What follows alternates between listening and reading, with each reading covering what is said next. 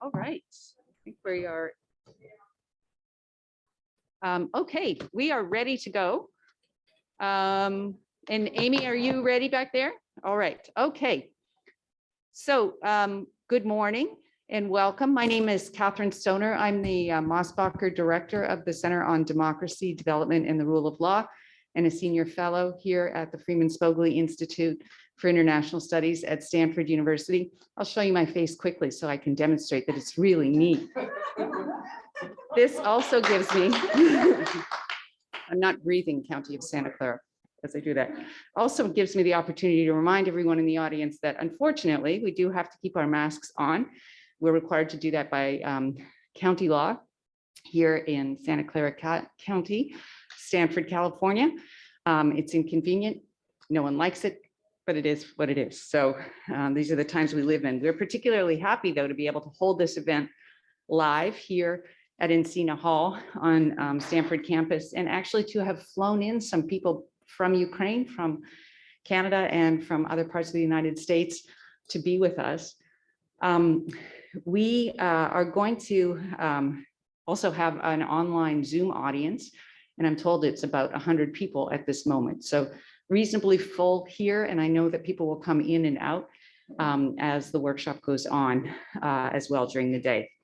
Of course, our day will end after we have our two panels with showing of a film on the collapse of the Soviet Union, and we all look forward to that as well. So even if you can't stay the whole day, please do feel free to come back for that this evening. I'm just going to say a few opening remarks to situate the conference, and then I'm going to hand things off to really the mastermind here, Alexei Ahanchorok, who has been with us this year, this fall at CDDRL. So we're marking today 30 years since the collapse of the Soviet Union, and today in particular, December 8th, 1991, of course, was the day that the Belavezha Accords were signed, and effectively ending the existence of the USSR, although Mr. Gorbachev himself didn't actually leave the Kremlin until December 25th, 1991. And I'm told that you can almost see the scratch marks from his nails as he held on to the door, not really wanting to leave and admit that the Soviet Union had collapsed. Of course, Boris Yeltsin moved into his office in the Kremlin, and we now have 15 separate countries that were former republics of the Soviet Union. The revolution of 1917 and the revolution of 1991 really bookend the 20th century. They were landmark events. They were punctuation points, exclamation points even in history, ending one era and an almost complete break with the past, and the hopeful introduction of new social, political, and economic orders that would hopefully, idealistically, improve lives of the people occupying the Eurasian expanse. Big question is, did they? Either 1917 or 1991. The Soviet experiment, of course, was driven by ideology, by Marxism, Leninism. It ran its course, collapsing ultimately in 1991, with some successes, industrialization of an agricultural peasant economy, but at tremendous human cost. And we'll hear about some of that, I know, today. It devolved into terror and totalitarianism under Stalin, and eventually stagnation under Brezhnev, only to collapse under Gorbachev's uneven and halting reforms. The official collapse, as I said, came with his exit from the Kremlin on December 25th, 1991, after he appeared briefly on television to announce the dissolution of the Soviet Union once and for all. In the wake of that announcement came opportunity for 15 new sovereign entities, including, of course, Ukraine, our focus case, if you will. I'm a political scientist, so I have to say things like cases and causality and correlation. From the perspective of 2021, there are at least 3 reform paths that the 15 republics of the Soviet Union pursued. One is a personalistic patronal autocracy, a model of government now consolidated in Russia, Kazakhstan, Uzbekistan, now Belarus, Tajikistan, Armenia, Azerbaijan, and Turkmenistan. I'm just going to shrug, I'm not sure what to call it. A second model, democracies in the Baltics, Estonia, Latvia, Lithuania, members of the European Union and NATO, and then models that are struggling toward transition. And here I would put Georgia, Moldova, Ukraine, perhaps foremost among them, struggling to be different, struggling to themselves join Europe. Why are there three different paths, at least three paths following 1991 is the subject of our workshop in many ways. Why were so many of the hopes of the moment of December 1991 unrealized? Why did some democratize? Why do some continue to struggle to democratize? Some regress to regimes more repressive even than the late Soviet Union. And finally, why today, as we sit here, are there somewhere between 100,000 to 175,000 Russian troops amassed on the Ukrainian border? I'm pretty sure 30 years ago today, absolutely none of us would have predicted that. Today, we'll briefly revisit some of the events of 1991 with a special focus on the Ukrainian experience over the last 3 decades. Why Ukraine? Well, a lot of reasons. Ukraine has stood out for its struggle for changes, the strength of its civil society, the tenacity of some of its leadership and citizens in the face of sometimes violent interference in its politics and economics by an overbearing, increasingly powerful and aggressive autocratic neighbor. Ukraine is, in political science terms, a critical case for theories of democratization. It is pretty much an average-sized European country in terms of population and geography, with a well-educated society, middle to lower income, comparatively, that in many ways should have transited easily to democracy.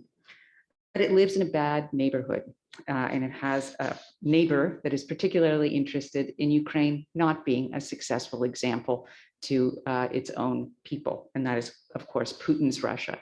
And I want to differentiate between Putin's regime and Russia, because they are not the same thing, despite his trying to fuse them.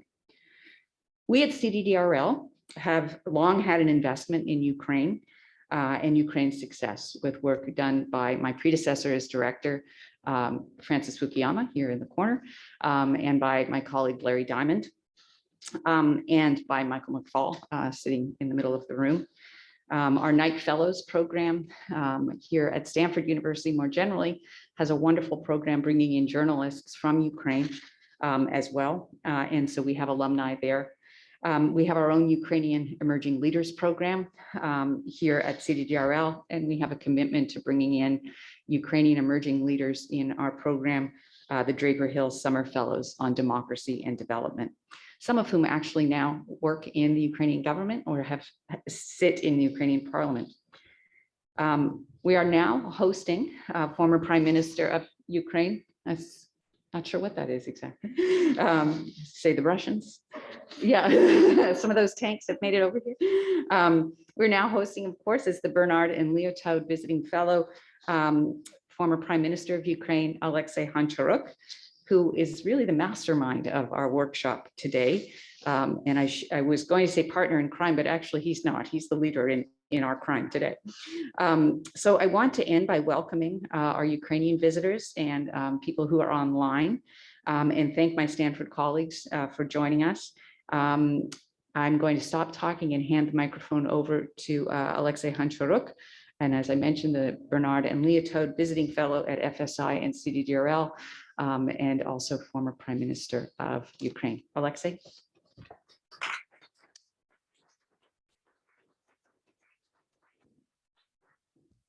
Thank you, Catherine. Thank you, colleagues, for agreeing, first of all, to organize this conference in a 1.5 months. Yeah, yes. It sounds incredible. So thank you for your patience. It was a challenge, sometimes even maybe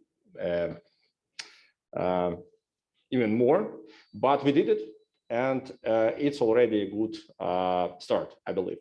Thank you, dear guests, for joining us here in this hall and online all over the world. I hope this event will be fruitful and interesting for you. Today, when we decided, actually, one idea was appeared to organize this conference, there were not Russian troops along the borders in Ukraine. So the topic wasn't hot, but it was important. So this topic is not only hot, it's important now. That's why we have this conference here, and I believe Stanford University, FSI, CDDRL is a perfect place to raise really important issues. The 18th anniversary of collapse of Soviet Union is a great occasion to look back and reflect on the lessons to be learned to reverse the negative trend of democracy we unfortunately have. I believe that collapse wasn't inevitable. I believe we shouldn't take it for granted. There were a lot of reasons, of course, for collapse, but the main reason was so-called national question, because Soviet Union was a prison of nations. And that's why Ukrainians played a crucial role in ruining this empire of like evil, so-called. Today, we want to show you in details how it happened and guide you through all this logic during this conference.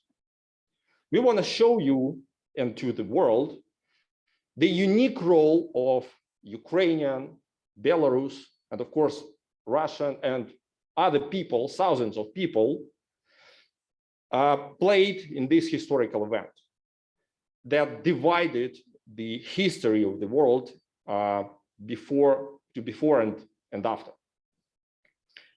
The Ukrainians' long fight for freedom was closely linked with the fight for democracy. Because for us, that was the only way how we saw the future of our independent country.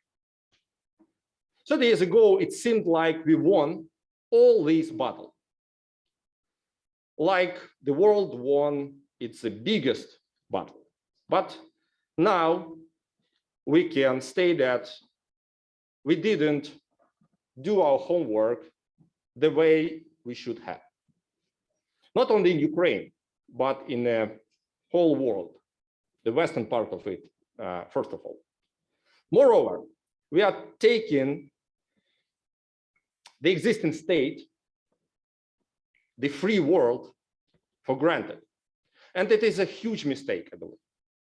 And now we are paying a price for it.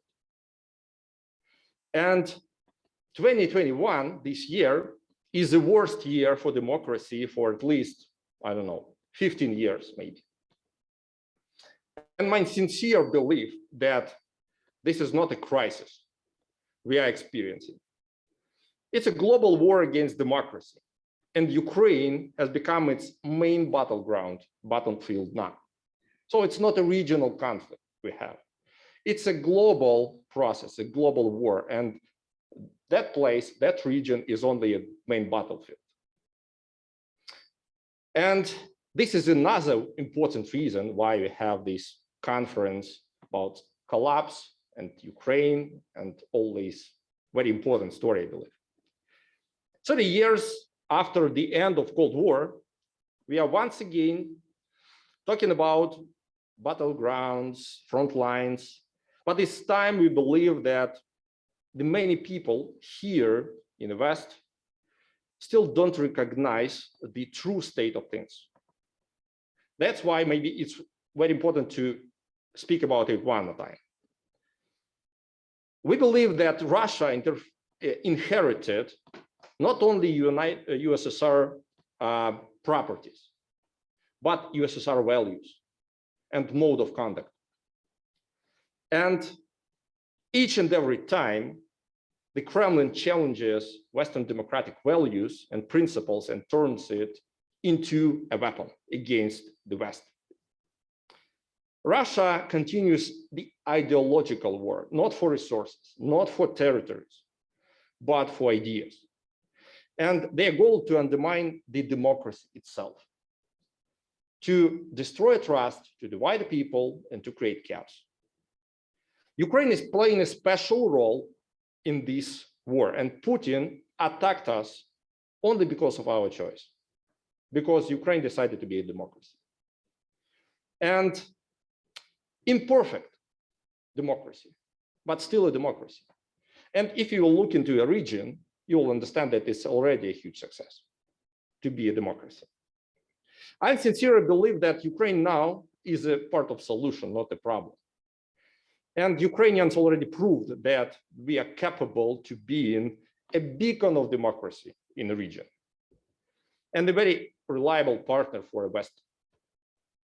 These are messages we want to share with you now during this conference, and to make sure that you, our alliance, understand us in the right way.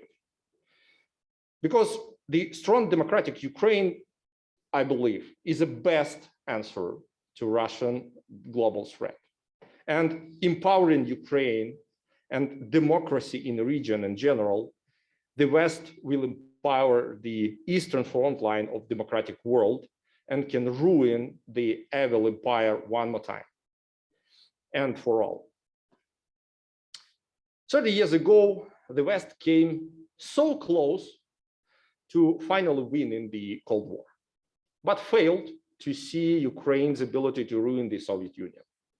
30 years ago, at the tipping point of the USSR collapse, the US leader, President of the United States, came to Kyiv with a Chicken Kyiv speech. It was a big mistake, but Ukrainians fixed this mistake. And we ruined the empire back then, and we are fighting against the same empire now. And we need you to believe us, to believe in us, and help us, not on the old level of declaration. First of all, I speak to Western elites.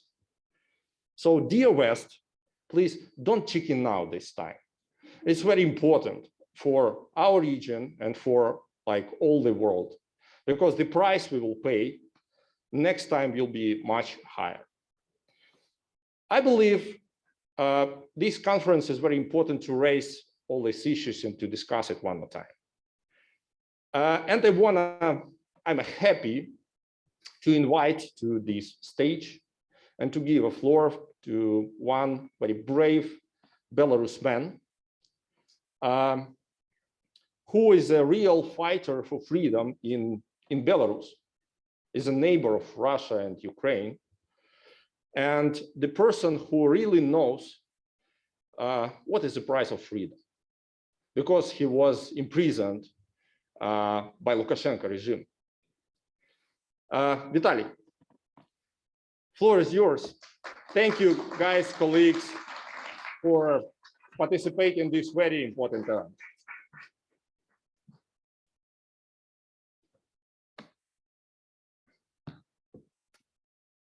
Good morning. Over 2 decades have passed since the collapse of the communist system. Yet there is still no consensus over the causes and the consequences of those events. In examining of Soviet collapse, there's a permanent search for interpretive framework. What exactly ended in 1991? We know that every revolution is a surprise. Still, the latest Russian revolution must be counted among the greatest surprises in history. In the years leading up to 1991, virtually no Western expert, scientist, official, or political leader foresaw the approaching collapse of Soviet Union. Ladies and gentlemen, please join me today in exploring and examining the why and how and what exactly happened in the end of Soviet period. I would love to introduce and ask to join me our wonderful panel. Marta Dishok.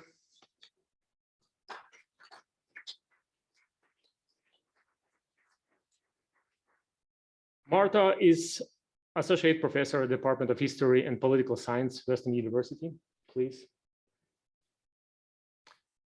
She is a fellow at the University of Toronto School of Global Affairs and professor at the National University of Kyiv.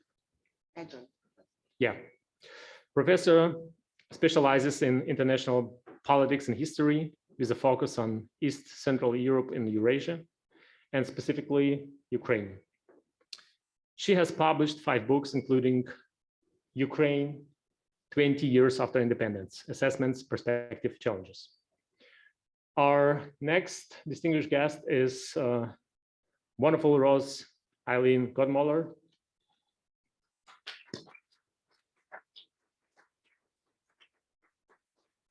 Who is an exceptional American diplomat who served as a, Deputy Secretary General of NATO. She became, by the way, the first female Deputy Secretary General. Ladies and gentlemen, this is impressive. Ross was also Undersecretary of State for Arms Control and International Security. At the National Security Council in the White House, she also served as the Director for Russia, Ukraine, and Eurasia Affairs, with responsibility for denuclearization in Ukraine, Kazakhstan, and Belarus. Now, Rose is with Center of International Security and Cooperation at the Stanford University. Our next wonderful guest is Norman Nymark.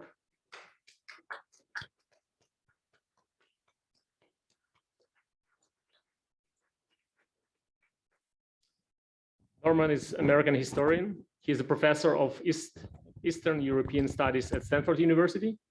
He's also senior fellow at the Hoover Institution and of the Institute of International Studies. He has served as a director of Stanford Center for Russian and East European Studies and as a chair of its history department. Our next distinguished guest is Sergei Plokhy.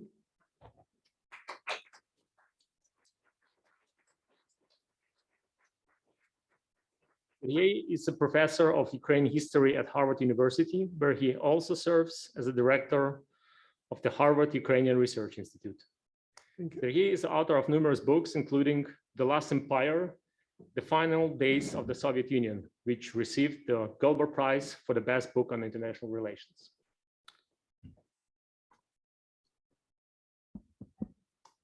I'm going to stay here.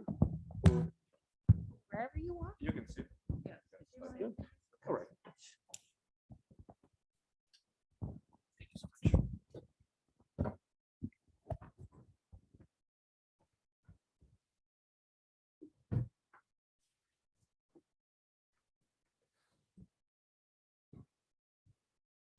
I will start with Marta, and Marta, we will start with a broad, big picture and then zoom in, zoom out in the crisis and the collapse of the Soviet Union.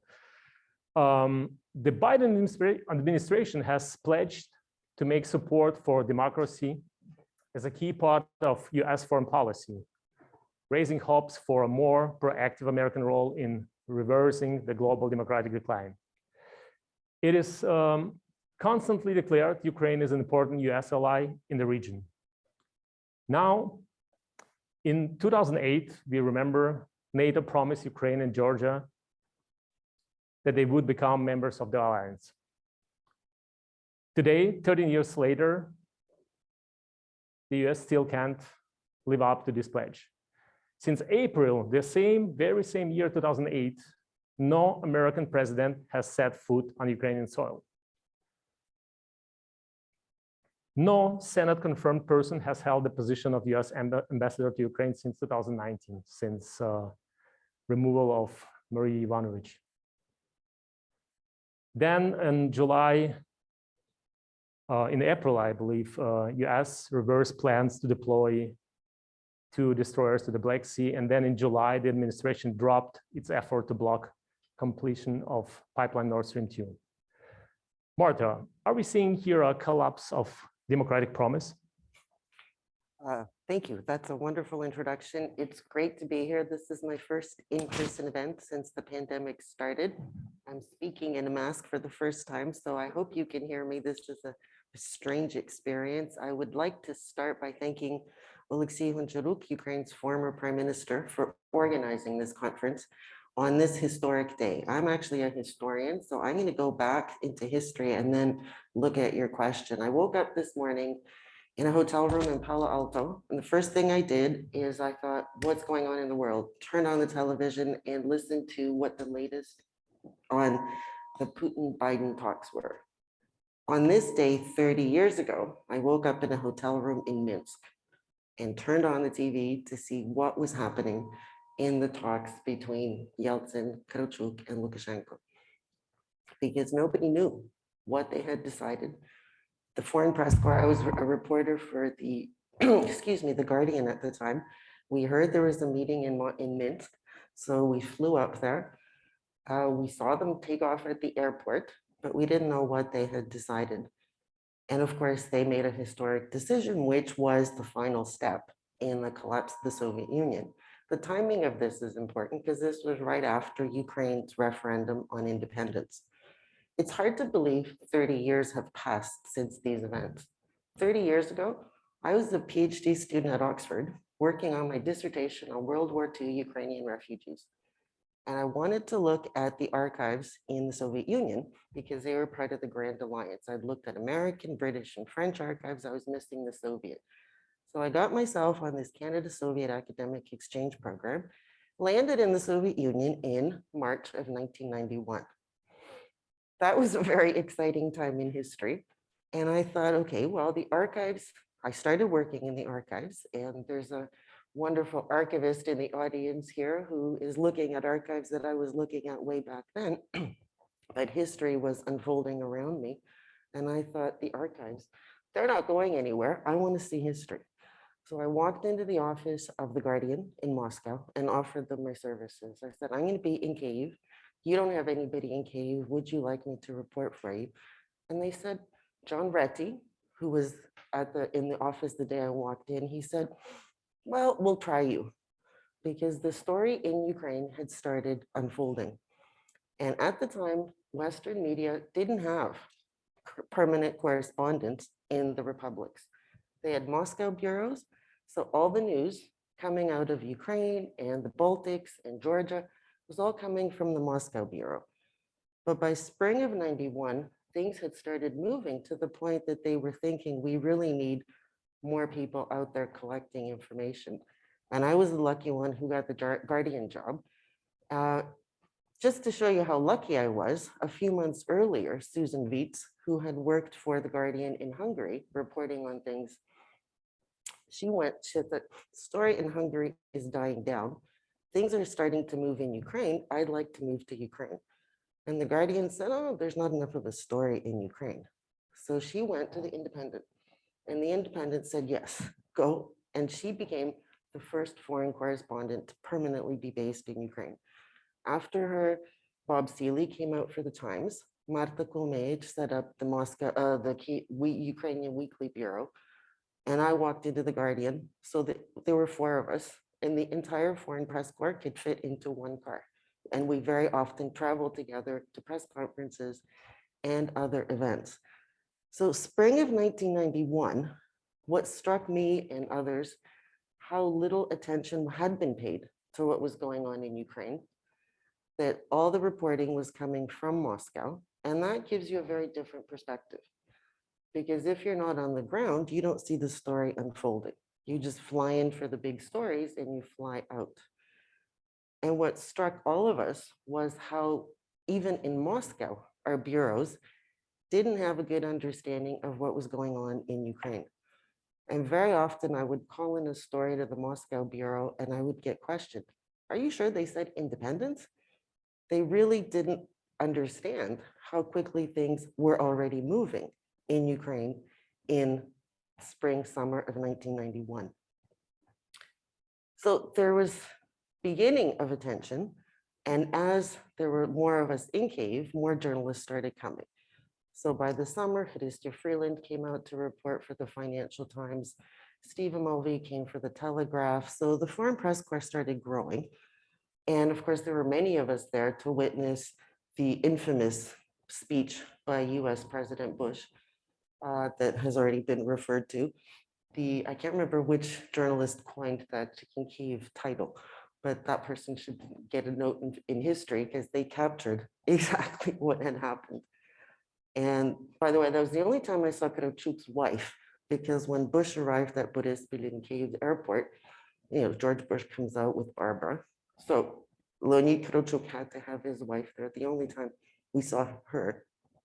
But in Parliament, the speech went down, as we all know, like a lead balloon. And the interesting thing was afterwards, again, as a journalist, you have to try to get commentary from people. So I walked up to Vyacheslav Chernobyl, who was one of the leaders of Ruch, the pro-independence movement, and asked him. And he said, well, it's very nice that the American president came to visit and gave us a nice speech, referred to Shevchenko and talked about democracy, but we know what we're doing. And I think that's kind of the key to understanding what was happening in Ukraine then and what's happening in Ukraine now. That Ukrainians are open to advice and they are asking for help, but they ultimately will make their own decisions on what they choose to do. And what we saw in 1991 is, despite being told by the American president, don't go for suicidal nationalism, i.e. don't go for independence, they did what they decided they wanted to do. And there's a series of documentary films that we'll be watching later. The scriptwriter is in the back row there, Alexander Zinchenko. He reminded me how precarious things were in 1991. We look back now and we see that Ukraine declared independence, the coup failed, there was a referendum and so on. But back in August of 1991, things were extremely precarious. And it wasn't at all clear how things would unfold. And looking back at those events, again, with the help of these wonderful documentary films, I'm struck by how politically astute the elites were in Parliament. They were able to negotiate and come up with a solution that was quite phenomenal, frankly. Communist Party elites voting for Ukrainian independence. Leonid Kravchuk, former ideology chief, championing Ukrainian independence. If you think about it, that was an extremely courageous and surprising development. And the thing that was also important, and I don't know how much time I have here, somebody's supposed to be holding up signs. You'll let me know. Okay, sorry, because I could go on and on about this. The last documentary that looks at the Ukrainian referendum in December 1st, 1991, which leads to the meeting of Yeltsin, Kravchuk and Shushkevich and the Belavezha Accords that we're commemorating today or marking today, they didn't know what the outcome would be. And there's a really poignant moment in the documentary, which I hadn't heard from before. Leonid Kravchuk, who had become president of Ukraine, he had led that declaration of independence. They had the successful referendum. He travels to Belarus. They sign this agreement that destroys the Soviet Union. He comes back to Ukraine and he is met by two military officials. And he describes this in the movie story. This is a spoiler, that he has taken all these steps and he's walking down the hall and he's thinking, oh my God, they've come to arrest me. And that, hearing him say that, I didn't know that at the time, but he said this in these interviews that made it into the documentary, just shows how much courage it required, because they didn't know what was going to happen. As we didn't know what was going to happen, not 30 years later, but in 2014, when we see another invasion coming from the north. And the The thing that I'm constantly thinking about is the mental maps that drive people's behavior. And the lack of understanding by Western political leaders and Russian political leaders about what was happening in Ukraine back in 1991, I think is partially explained by the mental maps that people have in their heads. That when Jonathan Steele was asking me, did they really go for independence?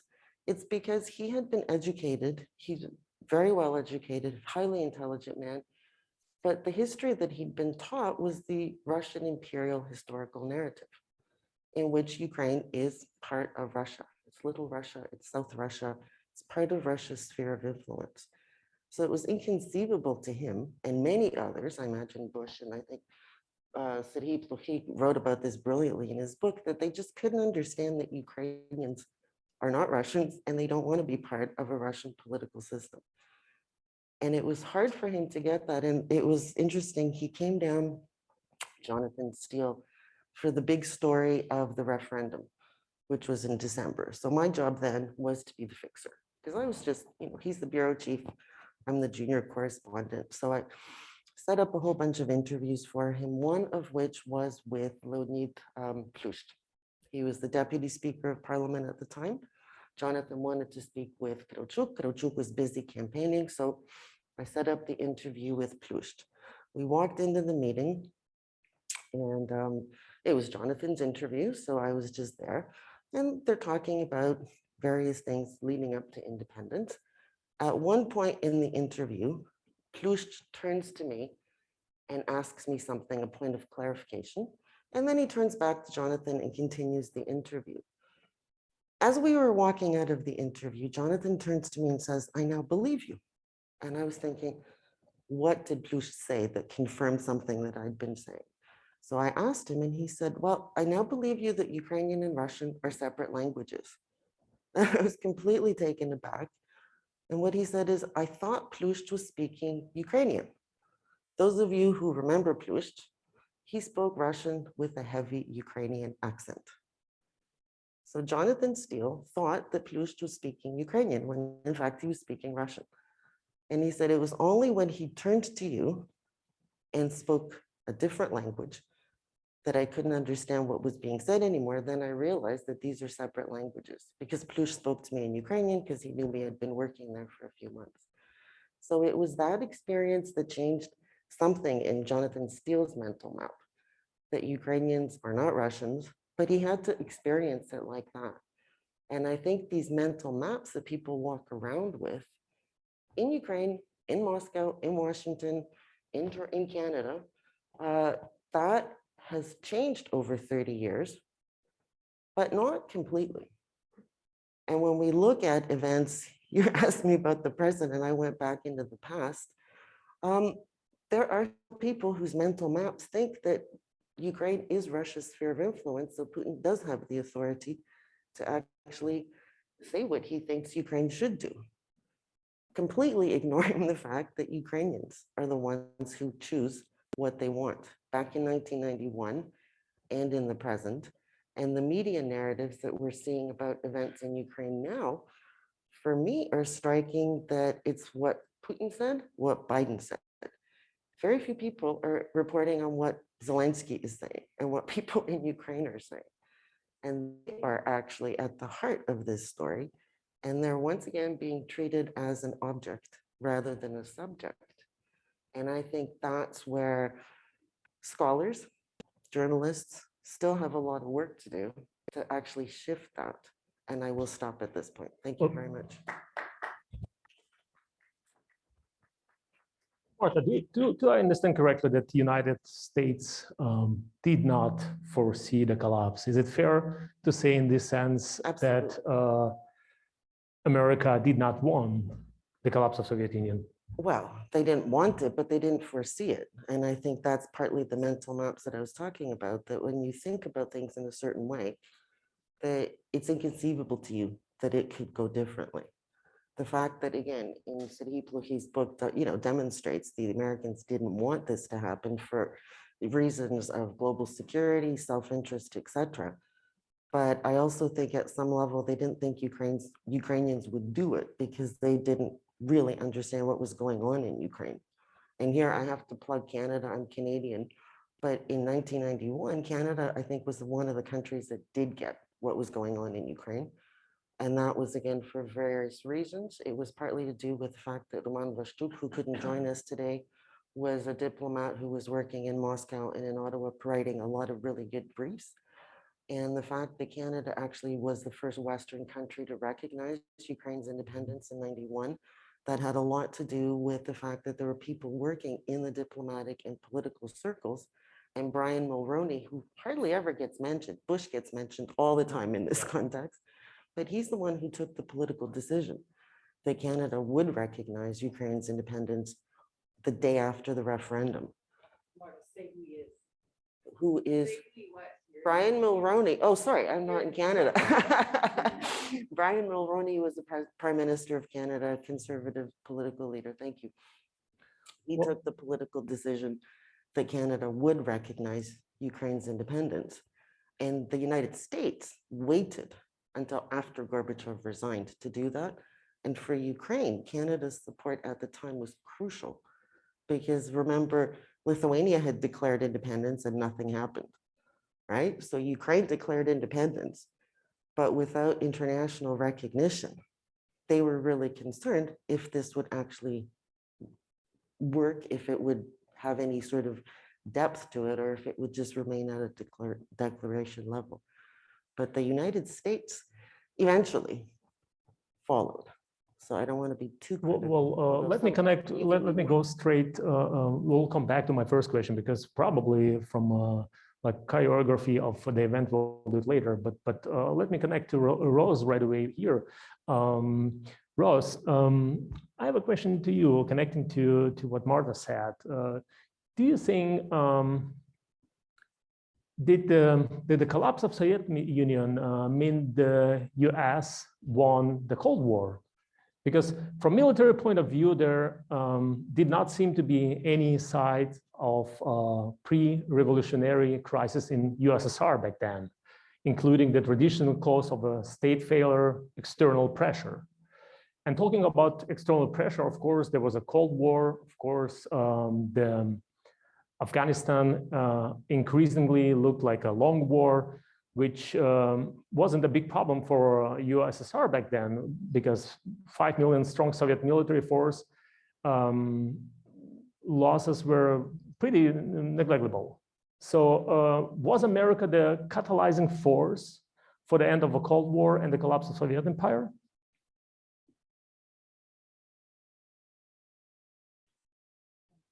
That's a great question. I've been rather impatient over the years at the triumphalist notion that we hear sometimes that the United States somehow in an activist way won the Cold War. What Marta has to say and what we've been discussing, and I think we will discuss, is how actually the United States wasn't prepared for the Soviet collapse, didn't see it coming, so to say.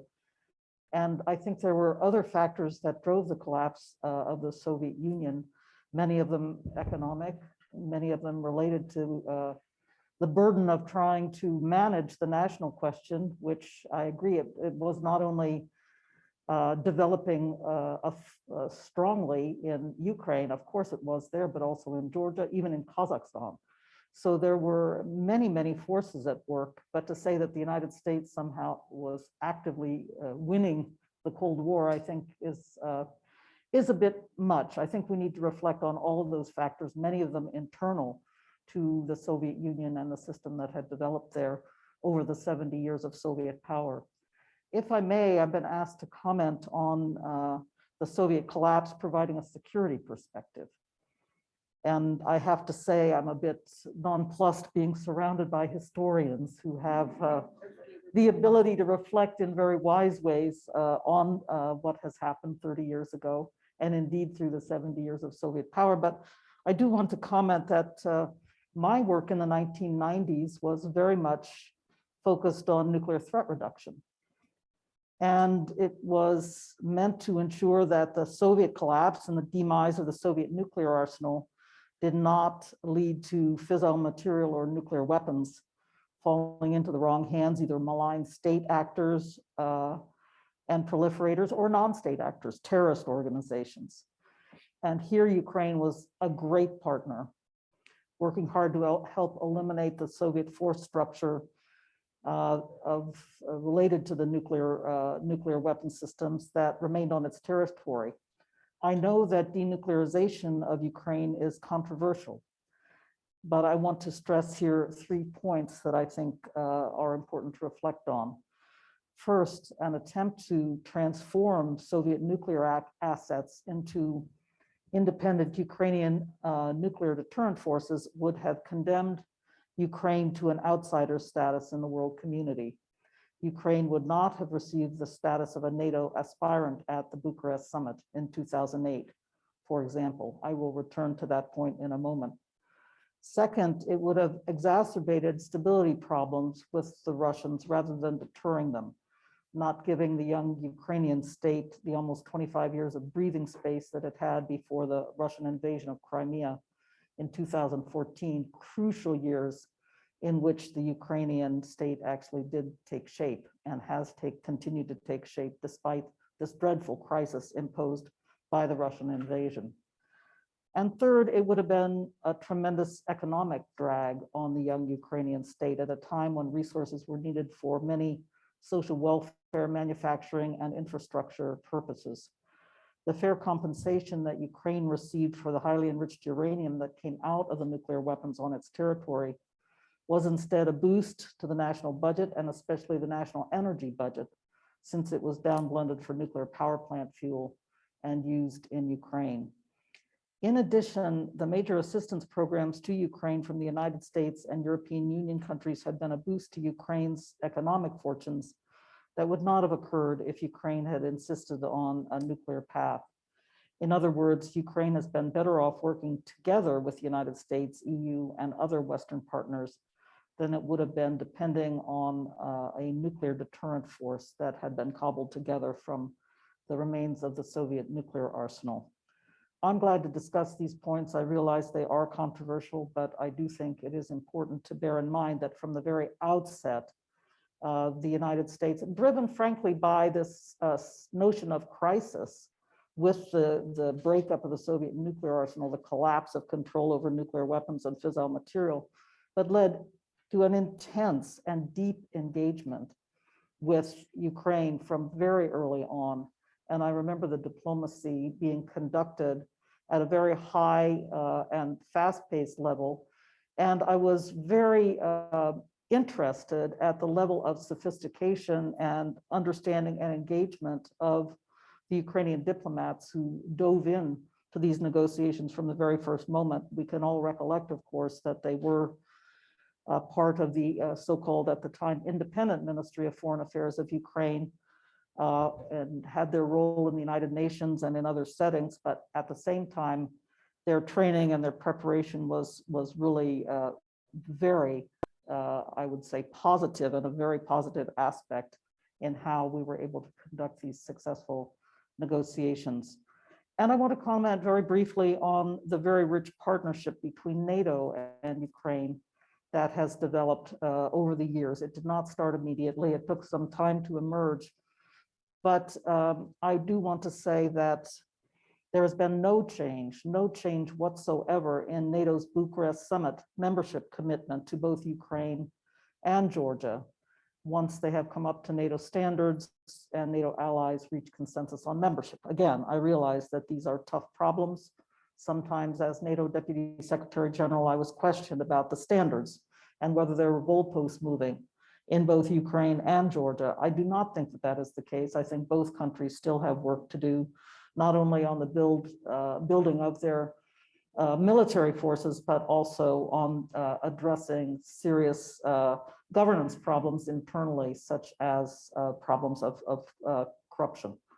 And so there are issues still to be addressed. I think there's still work to be done, but the commitment of the NATO alliance, I think, is strong and firm, and you can see it in the way in which there are very vigorous NATO presences in both Kyiv and Tbilisi and throughout the countries indeed. The other thing I would like to note is that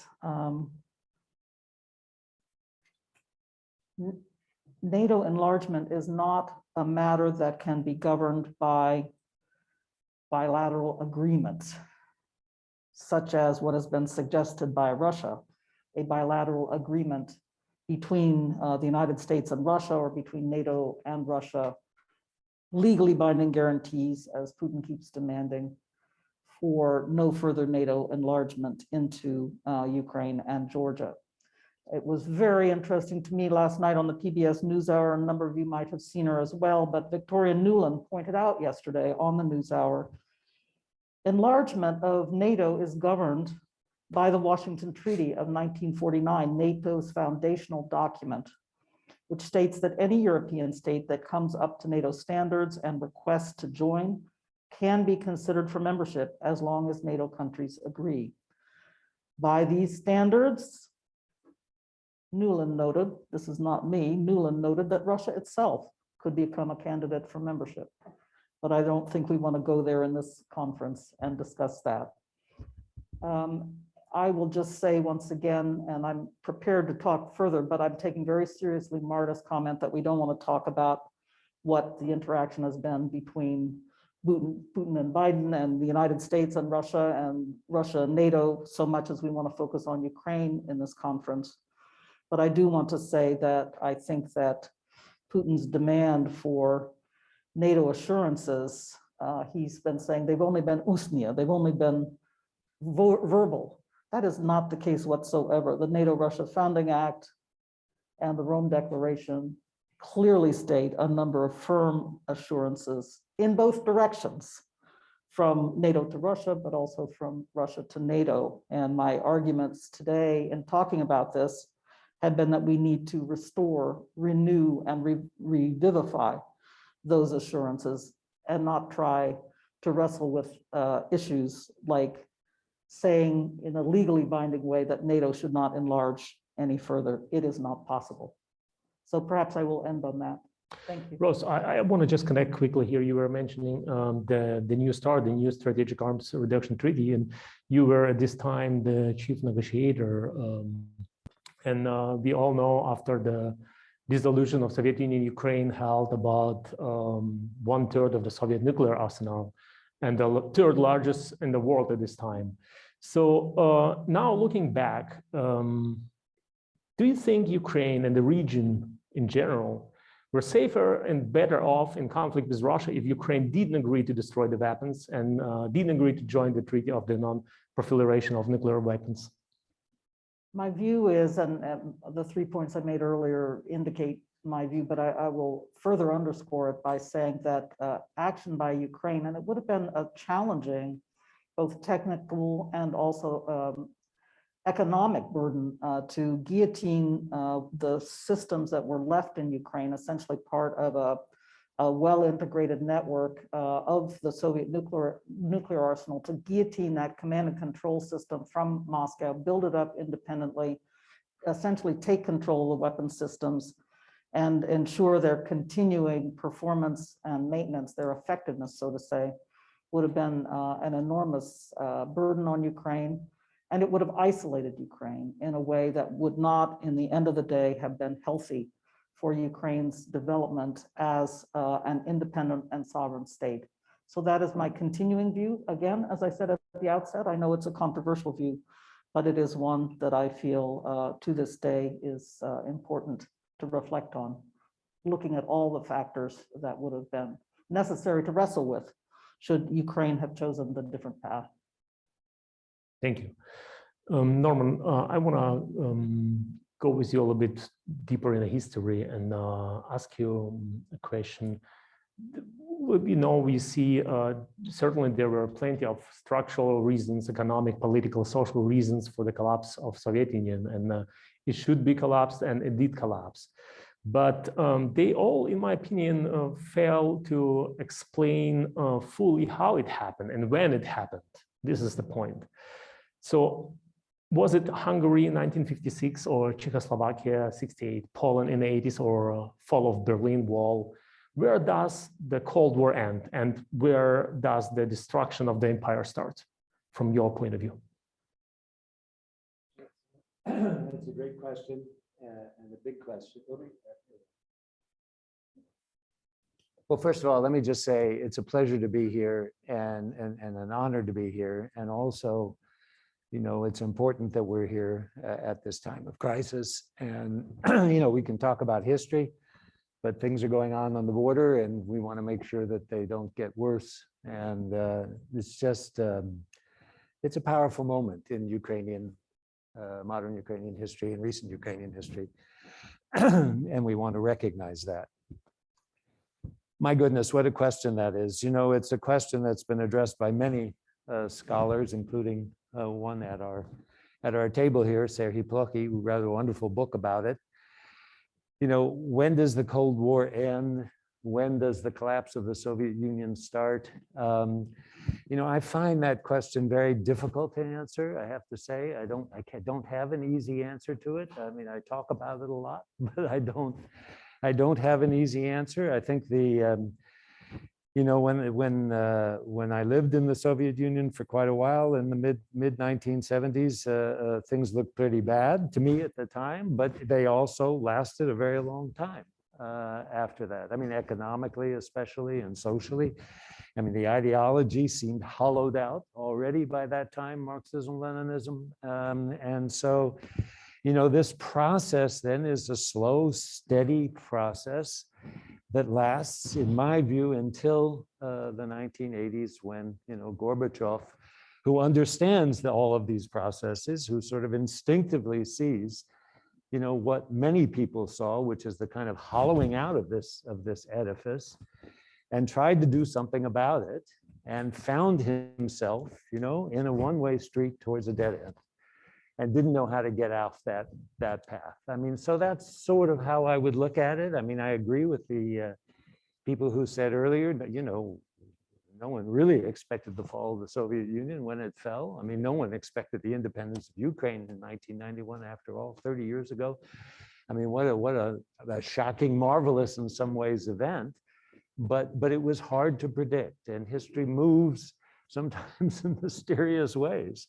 You know, I would suggest to you that, you know, that these contingencies sort of multiplied at the end of the 1980s, you know, to make this fall come. It was going to happen at some point, but who knows at what point. Where is Ukraine here? So where do you think has Ukraine become a geopolitical flashpoint in a world politics? Was it just after illegitimate annexation of Crimea or before? I'm sorry, could you say that again? I have a little trouble with math. Well, I'm saying, where is in this whole concept Ukraine? When Ukraine became this geopolitical flashpoint, was it just after 2014 and after annexation of Ukraine, or it's been before in this whole Soviet empire? No, I think it's an all Soviet problem. I mean, Ukraine is the biggest problem for the Soviet Union. It's the biggest problem for Moscow. It's the core. I mean, everybody points it out and says the same thing, and they're right, that there is no Russian Empire without Ukraine. There is no, you know, there is no possibility I think Brzezinski puts it, there's no possibility of democracy and empire, you know, and democracy is at stake as well, as we were speaking today. So in this context, I hear quite a lot and quite often that Ukraine is a young, vibrant democracy in the heart of Europe. It's said quite often. So do you think it's correct in this, correct to use this narrative to call to label Ukraine the youth or the young democracy, while actually describing the establishment of institutions in the country? So is it, can we measure it by time? Is it fair to label the period of sovereignty as a practical period of cooperation, actually? Is it really a young democracy? Is it, when the democracy becomes old from historian point of view? Why is 30 years independent Ukraine a young democracy and not real democratic state yet? So is it I mean, if you're asking me whether Ukraine is a democracy or not, again, there are people in this audience who are much more expert on sort of identifying what a democracy is and what it's not. In my view, it is a young democracy, as you put it. It's an aspiring democracy. I mean, Catherine noted that there were, in her introductory remarks, that it's sort of, it's on the way, you know, and has some severe challenges to meet in order to achieve a kind of, you know, state where we can comfortably say it's a democracy. But certainly, you know, in the context of what's happened with the fall of the Soviet Union, you know, the Baltic states may be, you know, ahead in some senses. The East Europeans, you know, can even if there's you know, sort of retrogression, as it were, in Hungary and to a certain extent in Poland. You know, I think Ukraine is within that ballpark, as we would say. In other words, it, you know, if this damned threat from the East would not be there, I think we would have a good, you know, possible set of possibilities for Ukraine to achieve, you know, a high stage of democracy. I mean, I'm not going to, I think I probably won't go to my prepared remarks since we're talking now, and I'll just yak now. You know, Ukraine really does, and one of the things I was going to say is, you know, Ukraine really does belong to Europe. I mean, it aspires to be a part of Europe, but historically it's part of Europe. In other words, it's not as if Ukraine is way out there somewhere. Sometimes I think the EU, especially, NATO less so, you know, thinks of Ukraine as, you know, at the end of the earth, somewhere, you know, in Central Asia with wild people running around the, you know, the steppes on horseback. You know, Ukraine's part of Europe. Its history is tied closely to Europe, to that of the Polish-Lithuanian Commonwealth, of course, in the 16th and 17th century, Austro-Hungarian Empire. Western Ukraine was part of Poland in the interwar period. You know, and suffered, as did the Baltic states, you know, the incorporation into the Soviet Union after World War II in a really violent way. You know, so Ukraine is part of Europe. I mean, another part of my remarks, and I'll just sort of skip and jump using your questions as a way to do it, is, you know, a city like Lviv, which I visited in 1991, you know, was just a lively place, a European city in lots of different ways, but not just, you know, physically in terms of architecture or culturally in terms of its multilingual and you know, kind of hip European culture, but also in terms of its political sophistication, a lot of which came, of course, from across the border, meaning from Poland. You know, they're watching Polish television. It's a little bit like, you know, the East Germans were watching West German television and saying, wait a minute, I want to live like that. I mean, people in Lviv understood exactly, you know, what was going on and what went on in Poland, you know, the revolution, you know, the achievement of democracy, solidarity. I mean, all of these events, you know, were part of Lviv's history. And I think it's Serhiy who said in his book at some point, you know, you can't think about the development of independent Ukraine without thinking about Lviv and its crucial role really as a kind of icebreaker in this Ukrainian, you know, Soviet situation. It was, I mean, there was nothing Soviet about Lviv except for a superstructure. You know, the thing that surprised me too, I mean, I'm going to jump and spin if you don't mind, is, you know, I don't speak Ukrainian, but I speak Polish. And almost everybody spoke Polish. You know, almost everybody spoke Polish. I mean, it was different kinds of Polish, different generations of Polish, you know, but it was, you know, a truly multinational city with multinational outlook. And much of the impetus, you know, for the independence movement in Ukraine, you know, came out of Lviv. It shifted to Kiev, you know, in 1990, probably a little bit with the, you know, foundations of Ruch and that sort of thing, and the you know, the kind of independence movement in Ukraine. But, you know, go back to the answer to your question, you know, Lviv, Ukraine, even, you know, even Eastern Ukraine, you know, is European. And And the desire to be part of Europe, was crucial to the establishment of independence, to the closeness with the Poles, which was something I was going to mention. They wanted to kind of follow the Poles. The Poles were clearly marching towards NATO and towards European Union, and the Ukrainians already in 91 are saying, this is what we want. This is what we want and what we hope to gain. Thank you. I agree. That's why I have a problem to see. On the one hand, of course, it's an independent state for the 30 years, but to see Ukraine as a young democracy with this rich history and European connection, and particularly in the western part of Ukraine, I totally agree. It's Sergey, I want to go to you and ask you a quick question, but the question will refer to your book. I had the opportunity yesterday to look in it.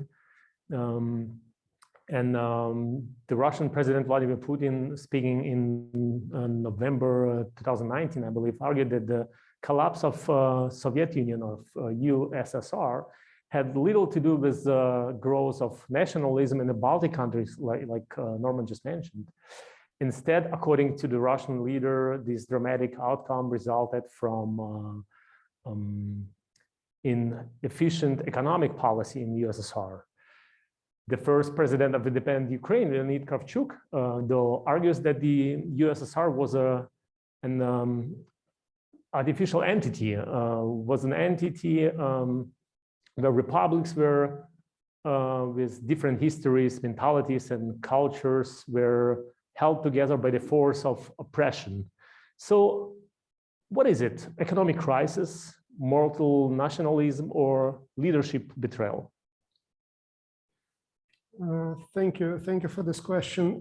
First of all, it's a pleasure to be here, and thanks to colleagues here at Stanford for really becoming leaders in engaging with Ukraine and with younger generation of Ukrainian politicians. So clearly, we at Harvard have a long tradition. It's mostly humanities. We're trying now to establish ourselves as a junior partner to a degree of Stanford. So it's a pleasure to be here.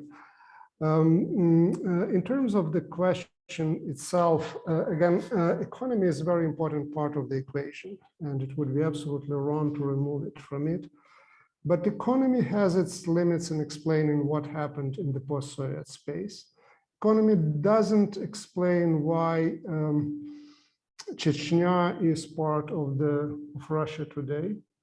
It doesn't explain why Ukraine, which was really closely connected to Russia in terms of the military, industrial structures and so on and so forth, is an independent country. So you can't exclude economy, but you have to look at different aspects as well. And that brings me back where we started with democracy. A lot was said, again, that 30 years ago, we of course envisioned the future of democracy in the region differently. This is absolutely true.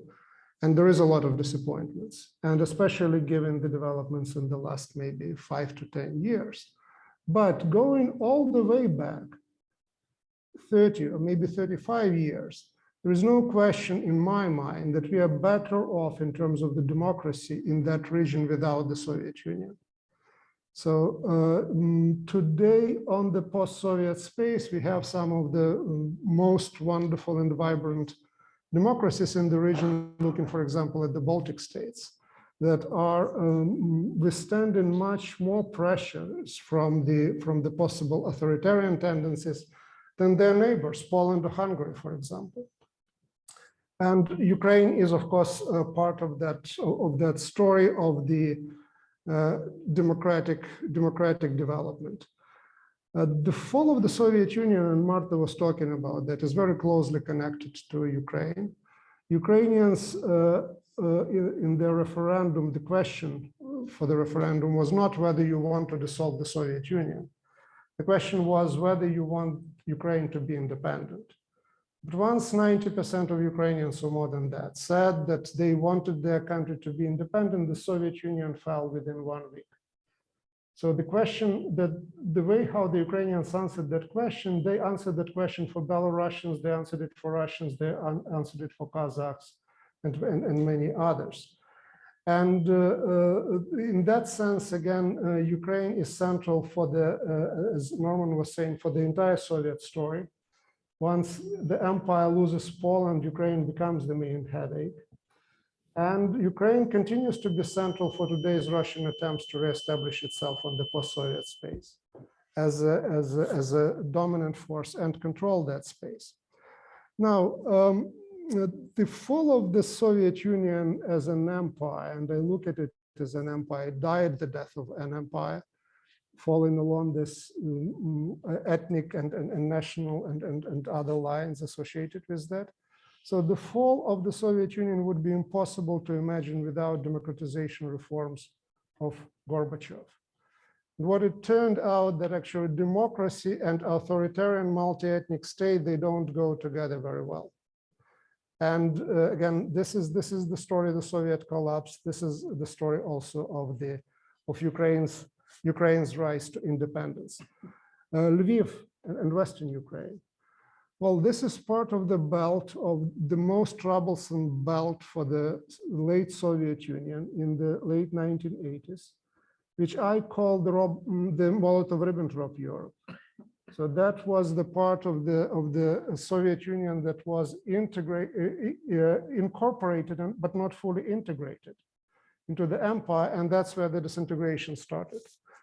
With all respect to the development in the Caucasus, with all respect to ethnic conflicts in other regions, it was Estonia that put forward the idea of the economic sovereignty. It was Lithuania that was the first to declare its independence, and it's Ukrainian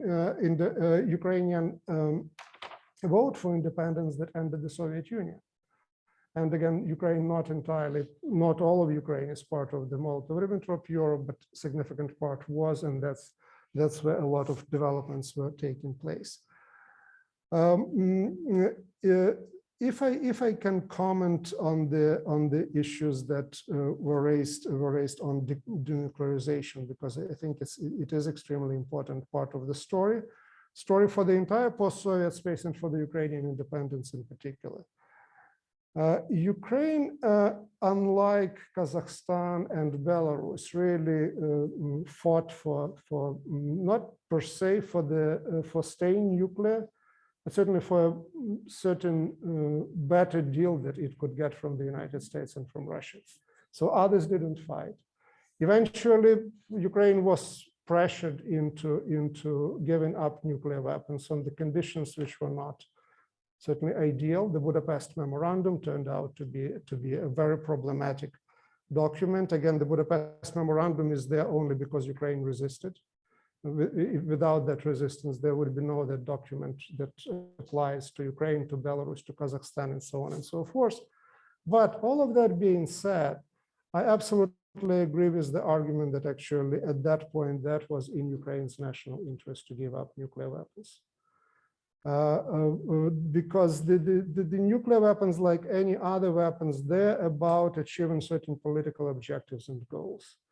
And Ukraine's goal and political objective was actually to become an independent country and to be recognized as such.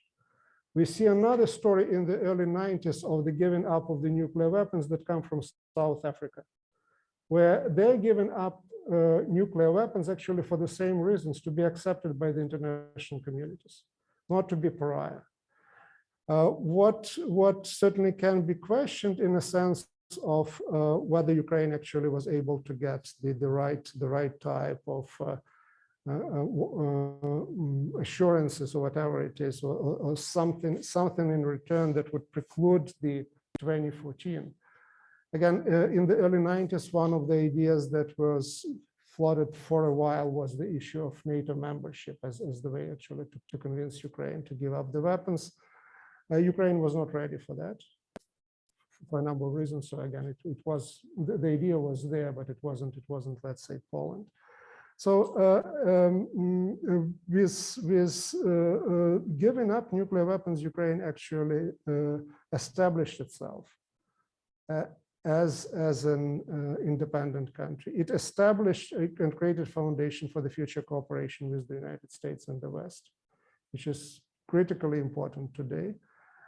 So again, I think that, again, one can talk about Ukraine playing cards maybe better, or the US taking a different stand, or Russia taking a different stand. But I think it's basically, it was a step toward the ultimate goal of Ukraine happening as an independent state. Because the fall of the Soviet Union was declared in 1991, but its disintegration only started in December of 1991. In the 1990s, Putin in his Crimea speech says that we all in Moscow believed that Commonwealth of Independent States would be a new form of the joint statehood. And he's not lying in that particular case. So what we see is actually that's we can see from memoirs, from comments that were made at that time.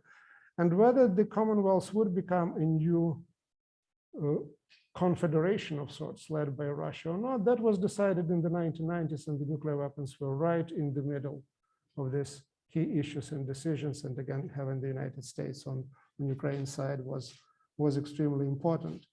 And finally, a few words about Ukrainian democracy, and I'll stop there.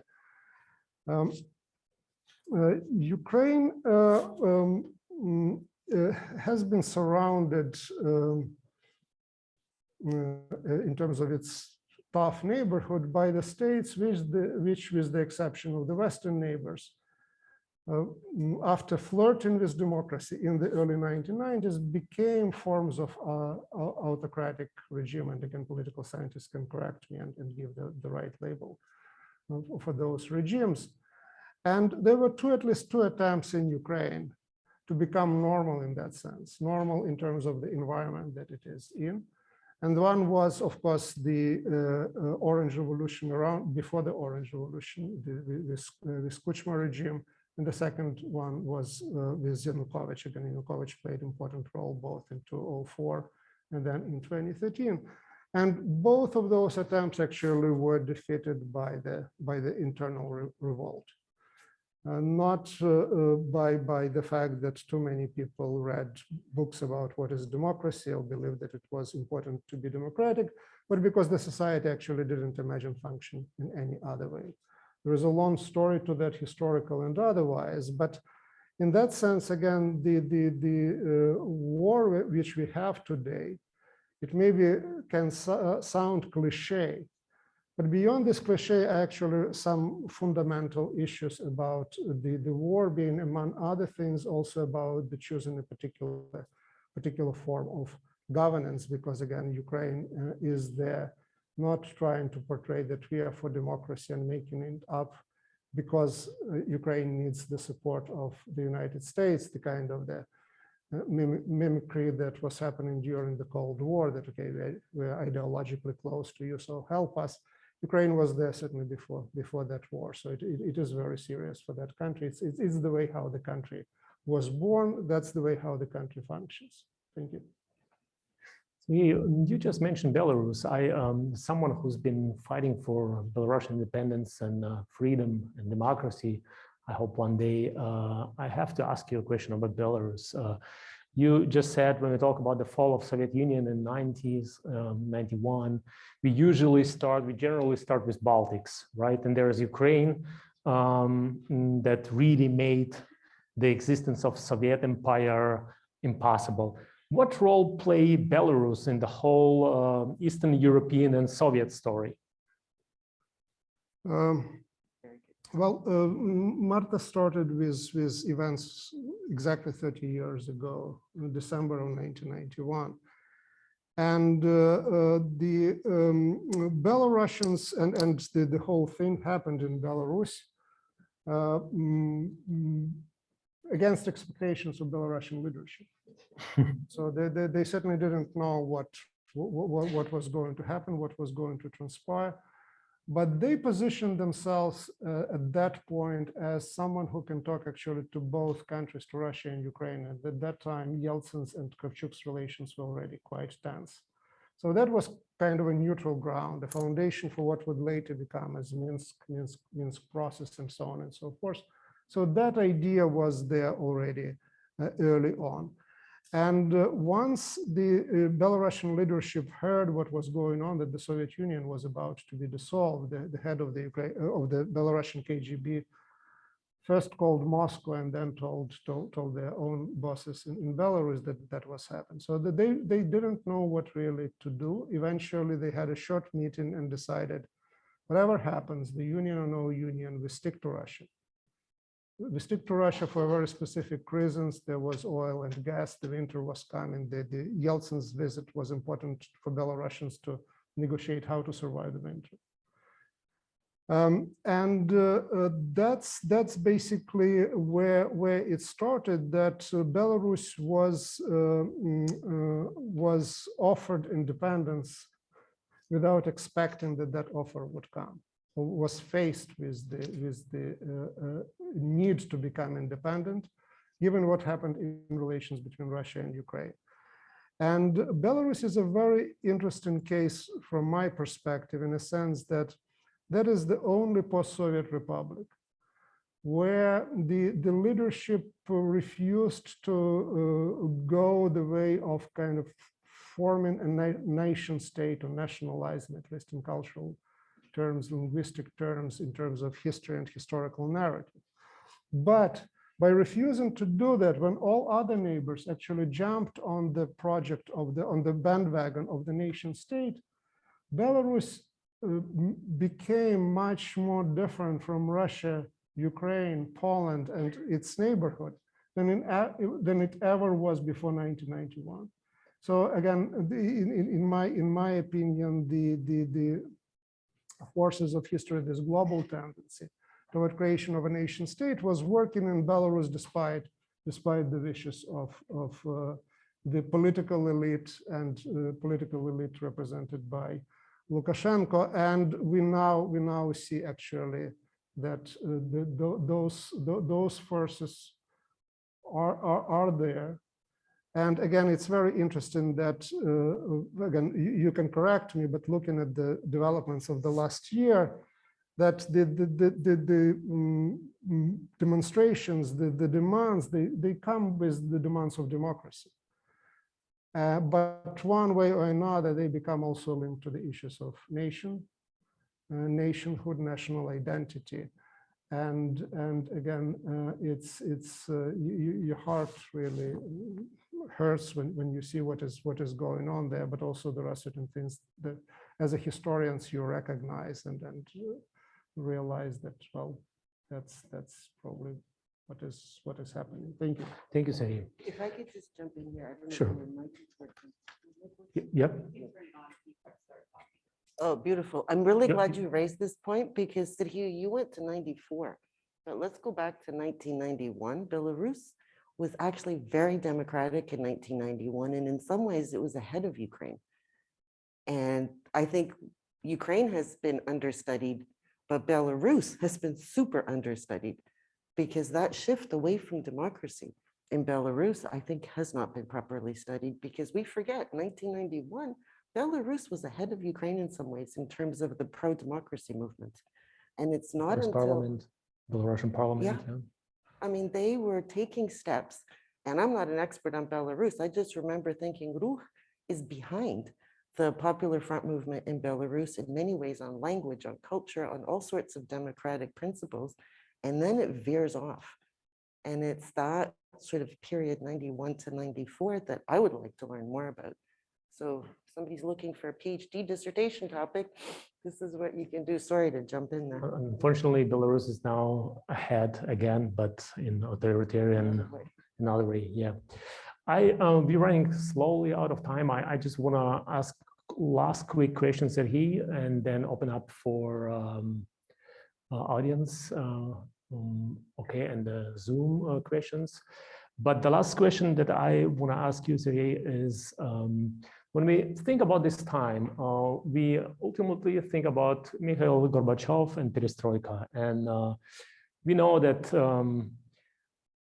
perestroika created different capacities for former USSR republics. And I was always wondering why were the new institutions, the new reforms created by Gorbachev reforms, unable to co-opt elites in support of his ambitious goals? Because on the beginning, we felt like it's going to happen. And we all 15 republics had the capacity to do it nationally, but it didn't work out. Why?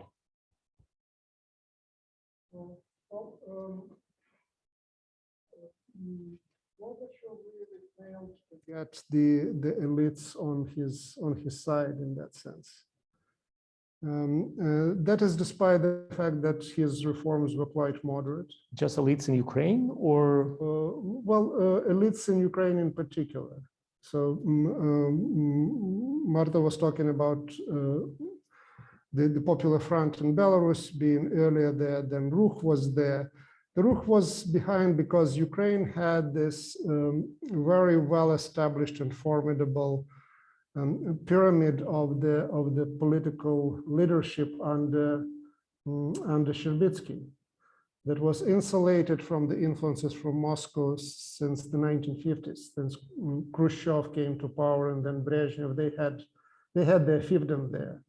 They were really, really very strong in terms of as a party elite, stronger than party elite probably in any other republic. And in that sense, they were able to resist these reforms or call for reforms that were coming from Moscow longer than any other party leadership.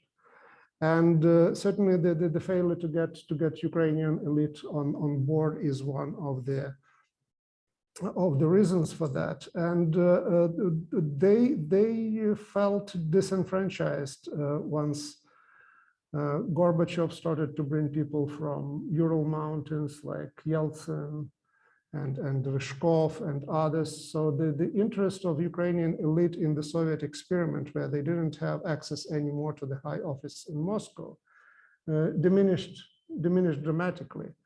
And if you look at the Ukrainian independence, and I'll finish here, and that's where the film also is very, very important and tells the story that was not told before by anybody, is the way how the communist majority in the Ukrainian parliament on August 24th, 1991, decided actually to support independence. Because when Bush was with Chicken Kiev in Kiev, the communist majority applauded him. So that was the audience that actually took his message very well.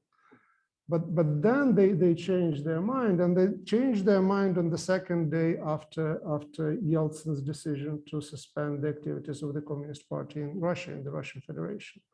So that was the final blow. But again, the separation from Moscow really started on the day when Leonid Ilyich Brezhnev was buried near the Kremlin wall. From that point of view, the story of the Soviet collapse starts there. Thank you. Well, ladies and gentlemen, we have just 10 minutes left. And I just want to ask you, first of all, to say big thank you to Marta, to Rose, to Norman, and Zahi, and open up for your question. And I believe we have also Zoom question, please. Mr. McFall. Thank you all. I can talk really loud. We can hear you.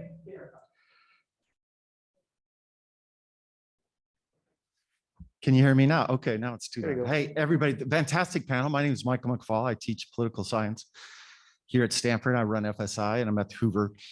I just gave a talk in Tbilisi last week on the very same topic, talking about causes of democracy and autocracy in the post-communist world.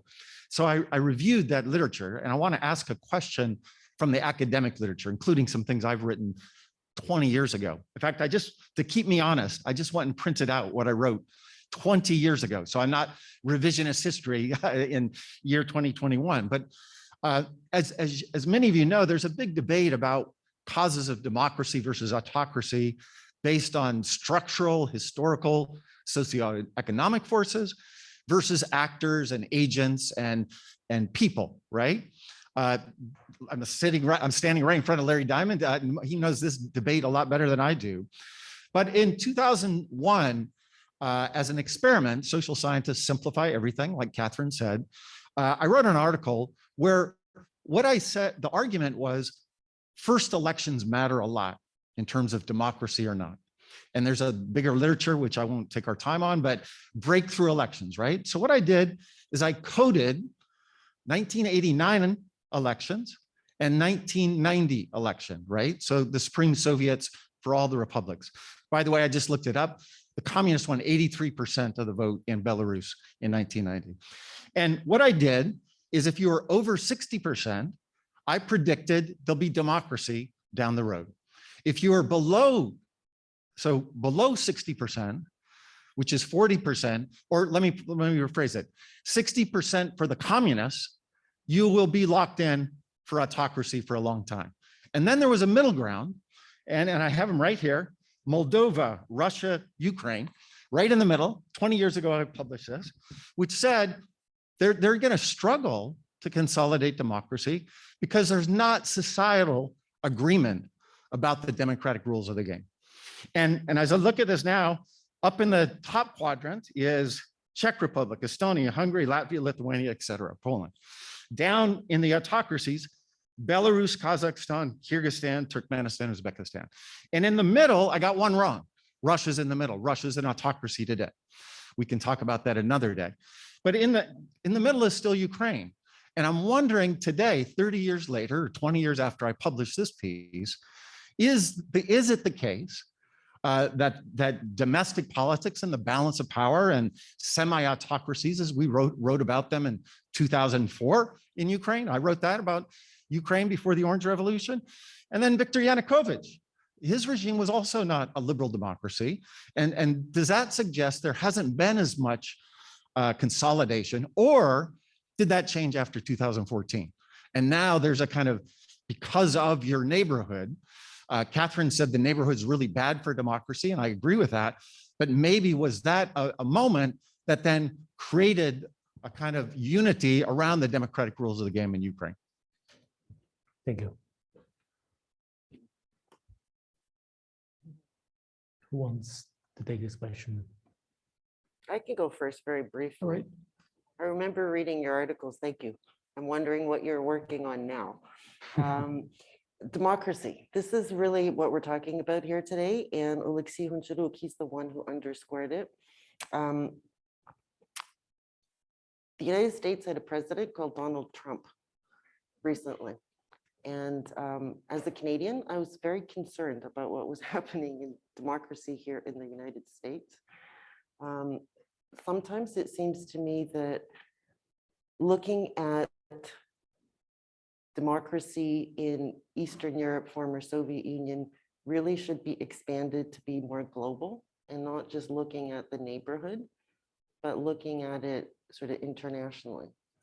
The Center on Democracy Development and Rule of Law. That's why we. And yet, the Eastern Europe and the former Soviet Union is analyzed as a unit, right? We're not looking at Ukraine compared to France, compared to the United States. We're looking at Ukraine, Russia, Moldova, and that sort of thing. So that's the only comment I wanted to make on that point. And yes, I read your work, so I know it, but I just still sometimes feel like the regional context needs to be broadened a little bit. And we have issues in Canada as well, so I'm not being anti-American here. But in terms of those issues, that's where I'll leave it. Thanks. We move forward. We have a couple more questions. I see. I can comment if Sure, briefly. if shortly. Well, again, I'm a historian, so I believe in the importance of historical factors. So I don't think that something particularly happened in the last 20 years. I think the issue is really Ukrainian regionalism.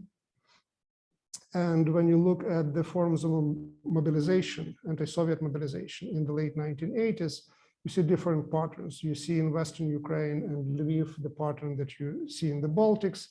and you look at the Donbass, and this is basically the workers' movement and strike movement, like you have in Kuzbas, and then mobilization of intelligentsia as well.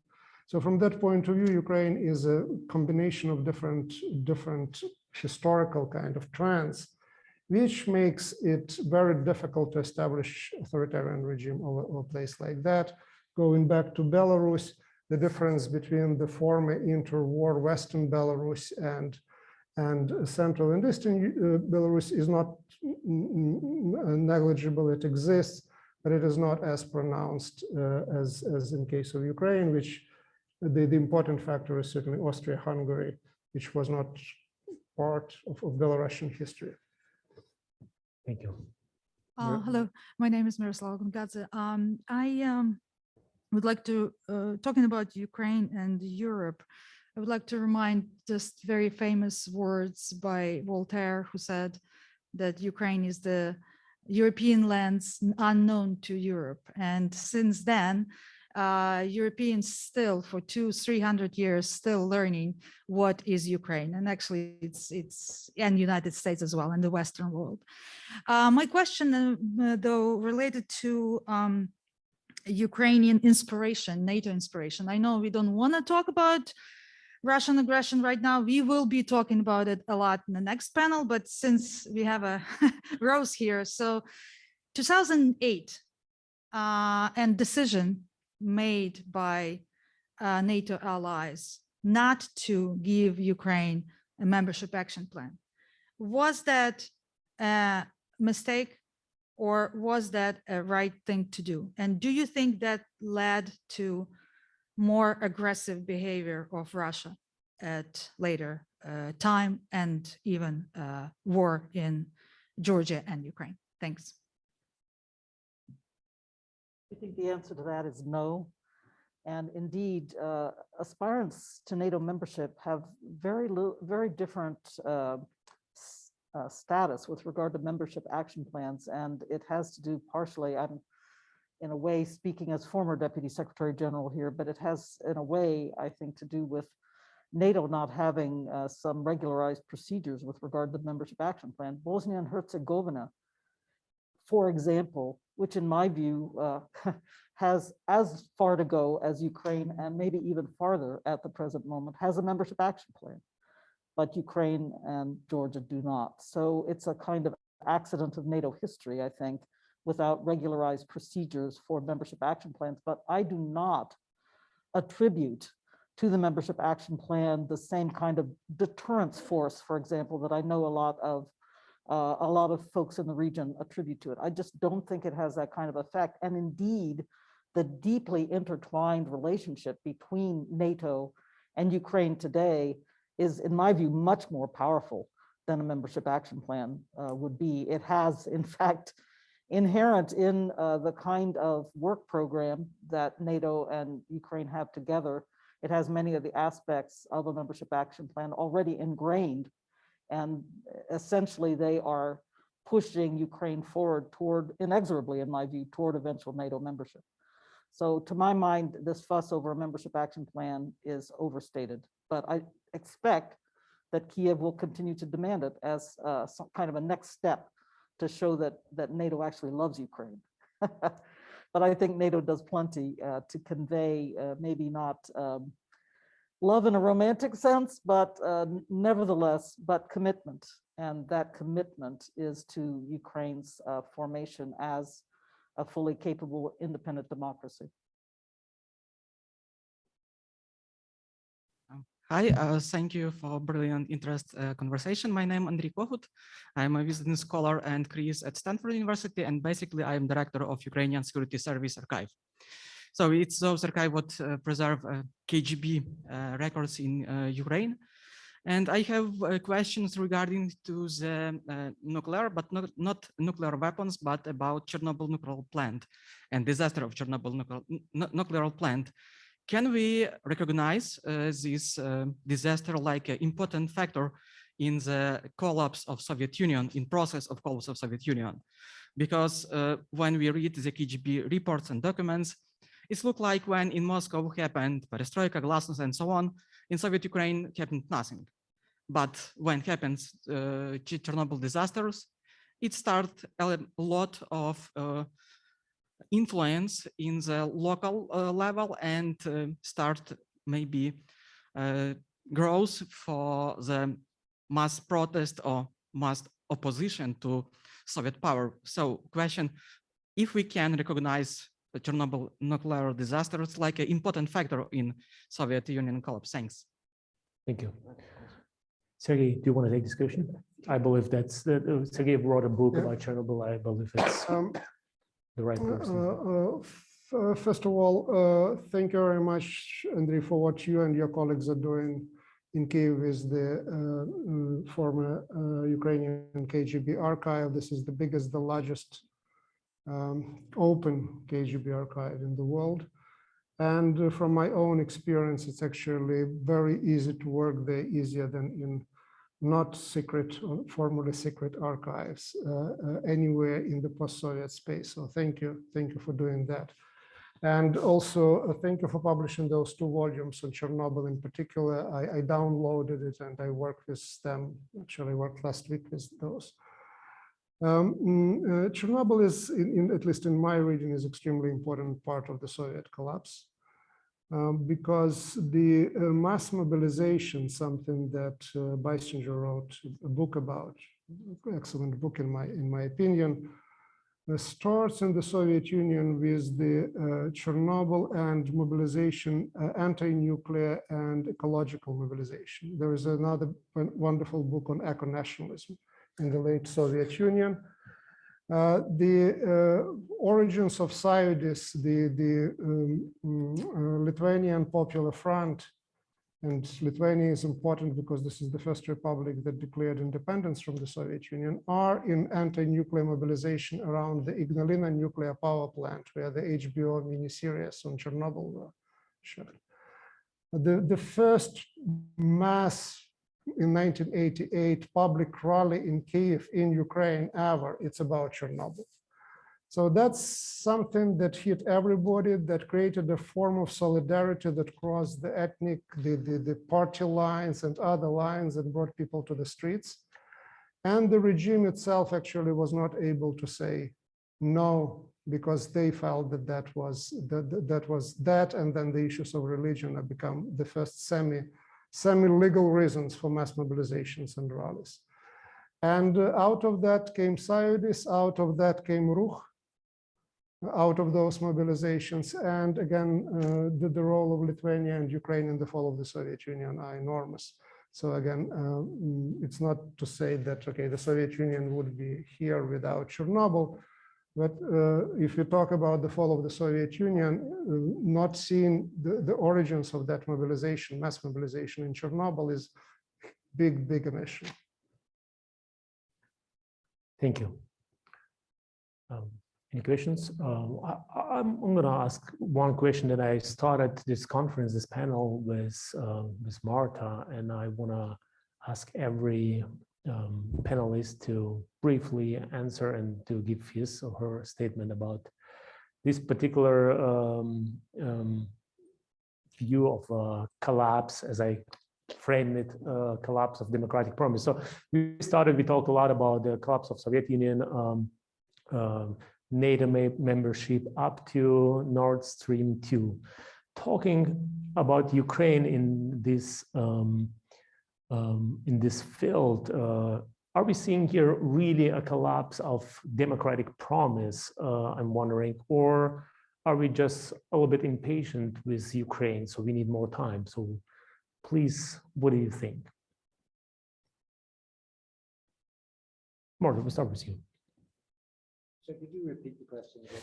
Well, I started off with the question in the beginning that we have seen, on the one hand, a kind of a proactive American role in reestablishing of global democracy on the one hand, and a lot of arguments and rhetoric about Ukraine being a prime example of democratic fight in the region.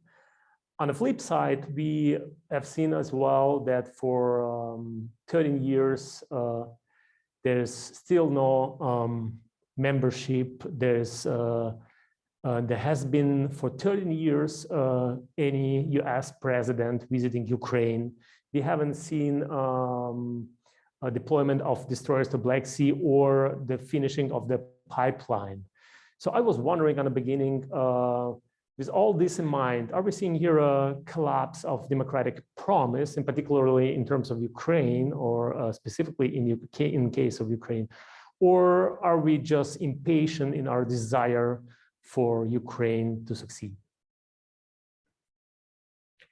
There's a lot in that question, right? Because you're asking two different things. You're asking whether, there's a collapse of democratic promise in Ukraine, and is there a collapse of international/Western support for Ukraine, right? Those are two very different issues. The first issue, I would say, I don't feel that there is a collapse of democracy in Ukraine. In fact, I'm constantly surprised how Ukraine's democracy continues to rebound. It has been a trajectory that's been like this, but every time there's a threat to democracy, there's a response to it. The fact that there continues to be threats, that is worrying, but that's, I think, the mental maps that I was talking about. People still think in terms of authoritarianism, but there's a competition. So I think Ukraine will be fine. It's 30 years. It's not a lot of time, as Sagi says. It's history. This has been a very short period of time for democracy to evolve internationally. I think democracy, as Oleksiy pointed out at the beginning, there's a lot of questions about what the democratic world is doing and what the response is. We're looking at Ukraine, Russia here. What is the response of the democratic world to international aggression? And it's not very optimistic. So that is of concern to me. To what degree there is a responsibility to respond to international threats. If we go back to 1945 and the creation of the international liberal order that we've all been very comfortable with, it is disintegrating in front of us. And that is of concern to me. And, it's not just about the United States, it's about Russia, it's about China, it's about rules-based order being not respected as it once used to be. And who's taking a leadership role here? I don't see anybody, and that is of concern to me. It's a good point. I always point out that just imagine 1938, and after all what happened to Czechoslovakia, Austria first, Czech, Poland, and we would come up like today and set up sanctions for 10 years up to 48 to punish the regime of or the German fascism in order to respond to this aggressive behavior. It seems like a nonsense, but this is a different story. Norman, what do you think to this question? Well, I think a number of things at once. I guess one of the things I keep thinking about is that this is a relatively short time, for building a nation, a new nation. In some senses, it's an old nation in a lot of other senses, but to build a polity and a structure of democracy and institutions that will last, it just takes time. And it's one of the reasons that the attitude of the Russian government and Putin is so frustrating, because it makes things much more difficult. If you're a country at war constantly, I mean, some people would argue, of course, that the Russian pressure has helped, that the Russian pressure has helped actually form Ukrainian identity and make it stronger. I mean, I think that that's not a very useful way to think about what's happening. I think it just diverts the energy of the country in such a way that it makes this nation building, which is going through, more difficult. I've worked on a couple of projects having to do with museums in Ukraine, historical museums. And one of the things one notices is that history that the history of the country is being written in some ways. I mean, it's been written before, it's been written by some very good historians, but a kind of consensus notion of what the country is, and it's a very diverse country with lots of different parts and lots of different moving parts. To try to put together a national narrative is actually a quite difficult thing to do in and of itself. So, I feel very confident about the future of Ukraine and the future of democracy in Ukraine. But this factor, again, of constant Russian pressure, creates dysfunctional aspects within Ukraine that rather than bring it together, help tear it apart. So, the real trick, and here I agree with my colleague, is to try to figure out a way that the West and those who are responding to the crises and to this pressure, can come to some kind of consensus that would help them and help the Russians in some ways remove this pressure that is constantly on Ukraine. Thank you. And so that's a little bit how I think about it. Thank you. Rose, Sahi, any comments? My remarks are very similar to Norm's, and so I would just say, and I very much agree with Marta's remark, that it is an international pressure, an international problem, that we are seeing a disintegration of a rules-based order in the entire international system, threats to democracy on a global basis. But in the face of that, I do see, and I agree, that there's a resilience of Ukrainian society and the Ukrainian governing system to external meddling. It has to do with the vibrancy of civil society somewhat. It has to do with Ukrainian leadership determination, I think, in another sense. But how much backsliding we have seen from time to time in the corruption fight. Again, I'm taking you back to my remarks about preparing Ukraine for NATO membership, a kind of back and forth on how really determined Ukraine is going to be to fight corruption worries me because it is related to Russian meddling, and Russia will be unrelenting in its meddling. So my mega question is, how resilient will Ukraine be in the face of Russian meddling that is preventing it from achieving some of its objectives, some of its goals? And are there other things that we on the outside can and should be doing to join with Ukraine to bolster its resilience against this meddling? And so perhaps it's a question we can address in our next panel. Thank you. Thank you. Thank you. Well, ladies and gentlemen, we ran out of time. I just want to say finally, it's been an honor to be here, to join this wonderful panel with amazing experts. And I want you to join me in a warm round of applause for Marta and Norman and Rose and Siri, and of course, former Prime Minister and Stanford University. Thank you so much.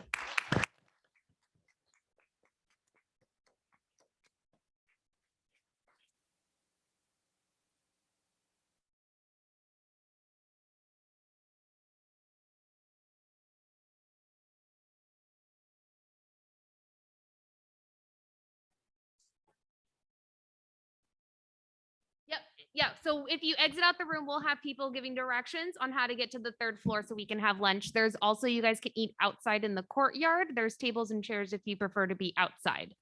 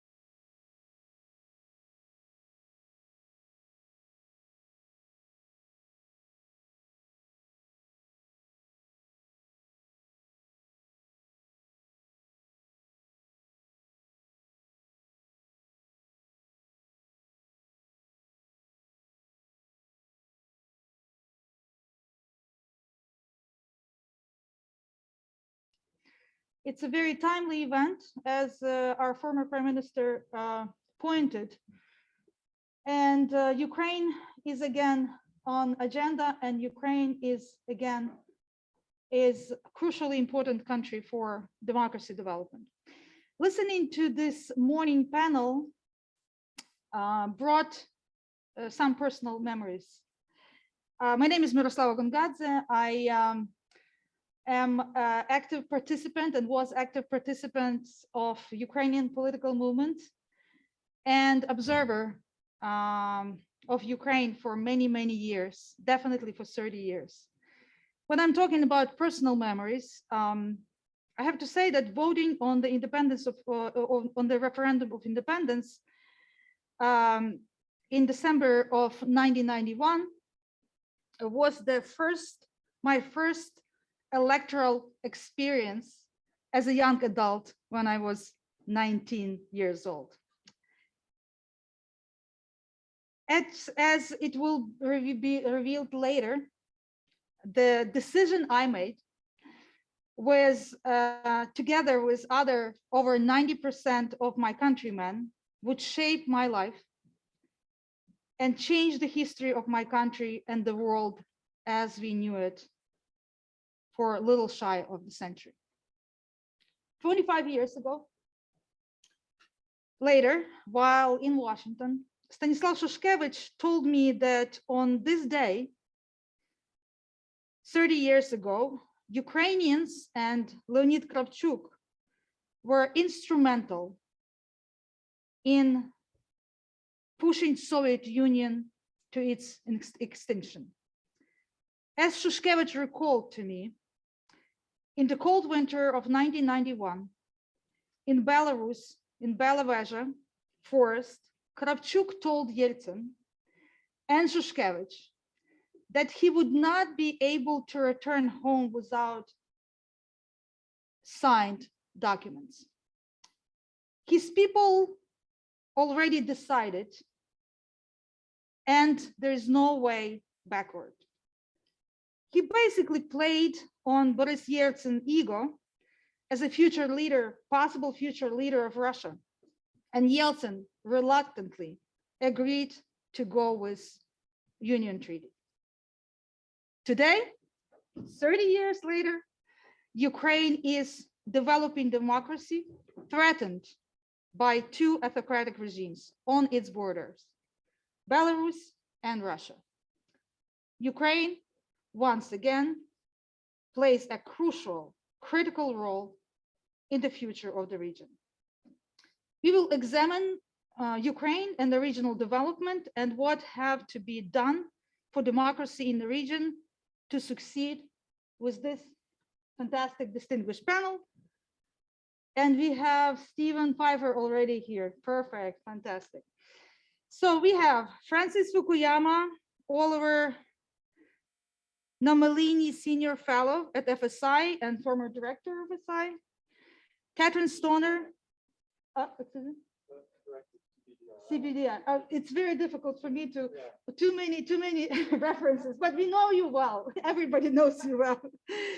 Catherine Stoner is the Mass Bachelor Director of Center of Democracy Development and the Rule of Law. That's, I said it right. Stephen Pfeiffer, William Perry Fellow at Stanford's Freeman Spogli Institute for International Studies, and currently the Bernard and Susan Lotard Visiting Fellow at the FSI, former Prime Minister of Ukraine, Oleksiy Honcharuk. Welcome our panel, please.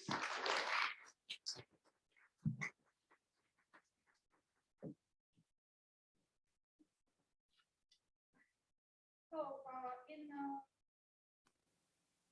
next 30 minutes, I will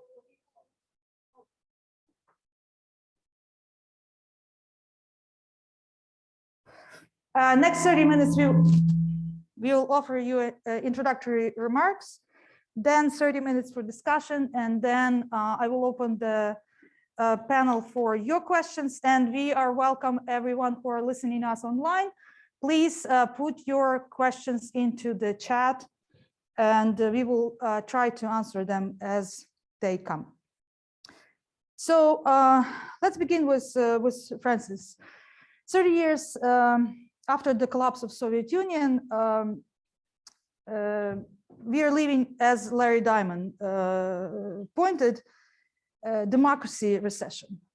And as you have perfectly put it, Ukraine is a key country in the global geopolitics today and for the future of democracy around the world. Ukraine can become an inspiration and beacon for other people who wants to live in free and democratic society, like so many in Belarus today. That's your words.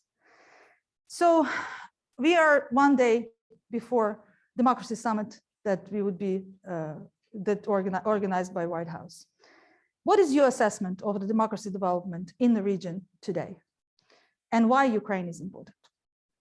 Okay, thank you very much, Miroslava.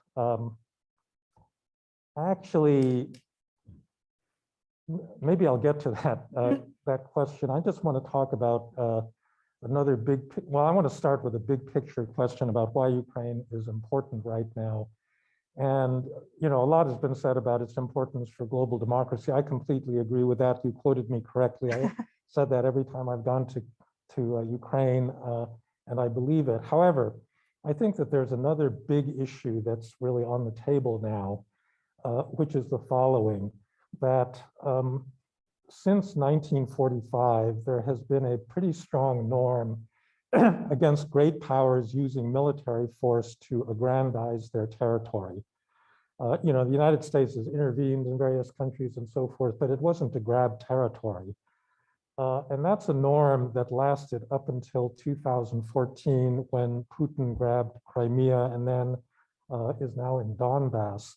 And I am afraid, I wish this were not true, but I think that we are heading into a world in which the great power use of overt military power is going to be much more likely. The other big case where this is likely to happen is China versus Taiwan, where I think that there is an increasing probability that China will actually invade Taiwan and take it over. And the two things, Ukraine and Taiwan, are related because the Chinese are going to be observing very closely how the Western world responds to an aggression by Russia against Ukraine.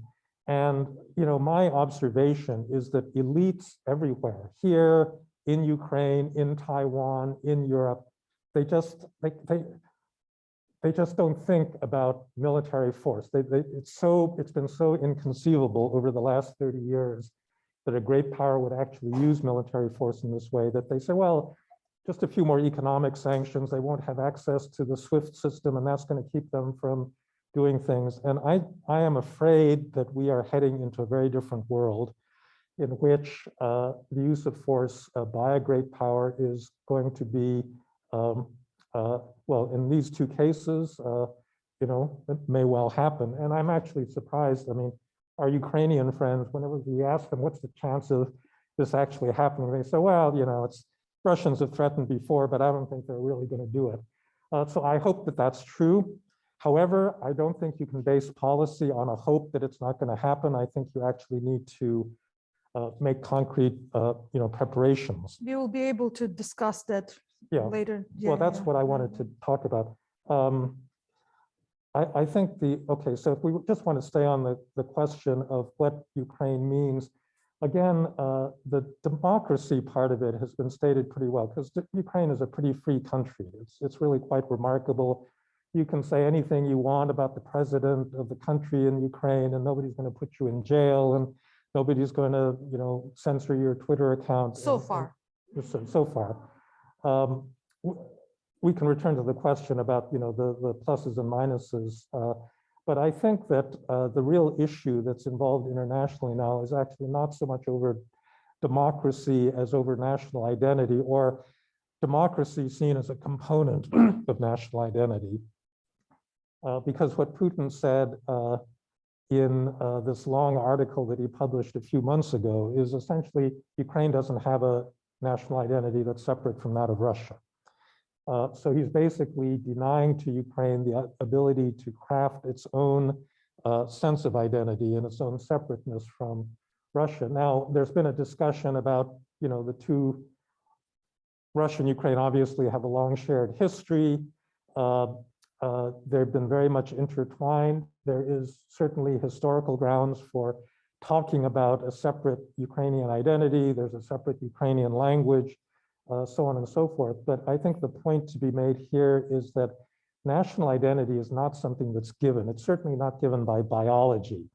A lot of nationalists think it's rooted in ethnicity, but it's not. It's socially constructed, which means that national identities can be formed by societies who think about their own histories and their own narratives. And actually an important component of democracy is the ability to define your own national identity without being told what it is by outside powers. And that's really the struggle that's going on right now. I think that democracy enters into it because Putin has basically said that the Russian people, the Russian Ukrainian people, are people that believe in centralized government, that believe in a certain kind of traditional culture, and that they are the ones that are defending the world from this infection of Western liberalism, homosexuality, gay marriage, so on and so forth.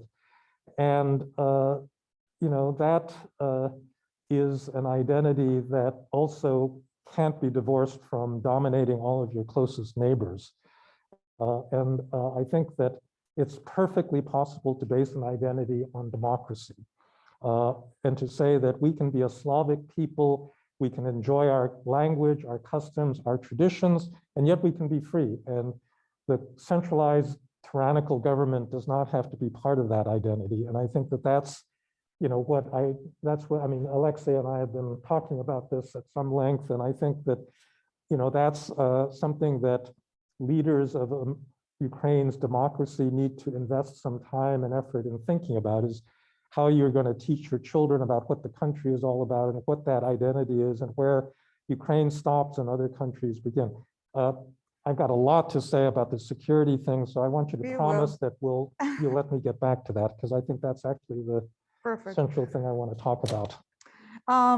You were talking about identity. Michael McFall is here. He today on Twitter, he asked a fantastic question: why, if Russians and Ukrainians are the same people, why Putin is willing to kill his own, right? It was a very, that's like part of the identity question from my point of view. Catherine, Russia is presenting existential threats to its neighbors and to the region and democratic world. You have argued that the West underestimates Russia. Frank pointed out about our Western response to Russian aggression. Why, in your view, after 30 years, Russia and Ukraine went such an opposite way? And what did West did not understand about Russia and Ukraine? Okay, thanks very much. So I'll try and answer those huge questions in a few minutes. I don't know if you can access, Brian, my slides, but I wanted to because I'm a political scientist, I wanted to just point out a few things. And these are there. Okay, one more. Okay, so I just wanted to show you this. It's GDP at it's gross domestic product at purchasing power parity. So if you bought the same thing in one country versus another, the same basket of goods, the economist calls it the Big Mac index. You go, from Maidan Square or to Washington, you buy the same thing. What does it cost in local currency? And then they convert it to constant. And in this case, it's 2017 US dollars. So there are different theories of political development.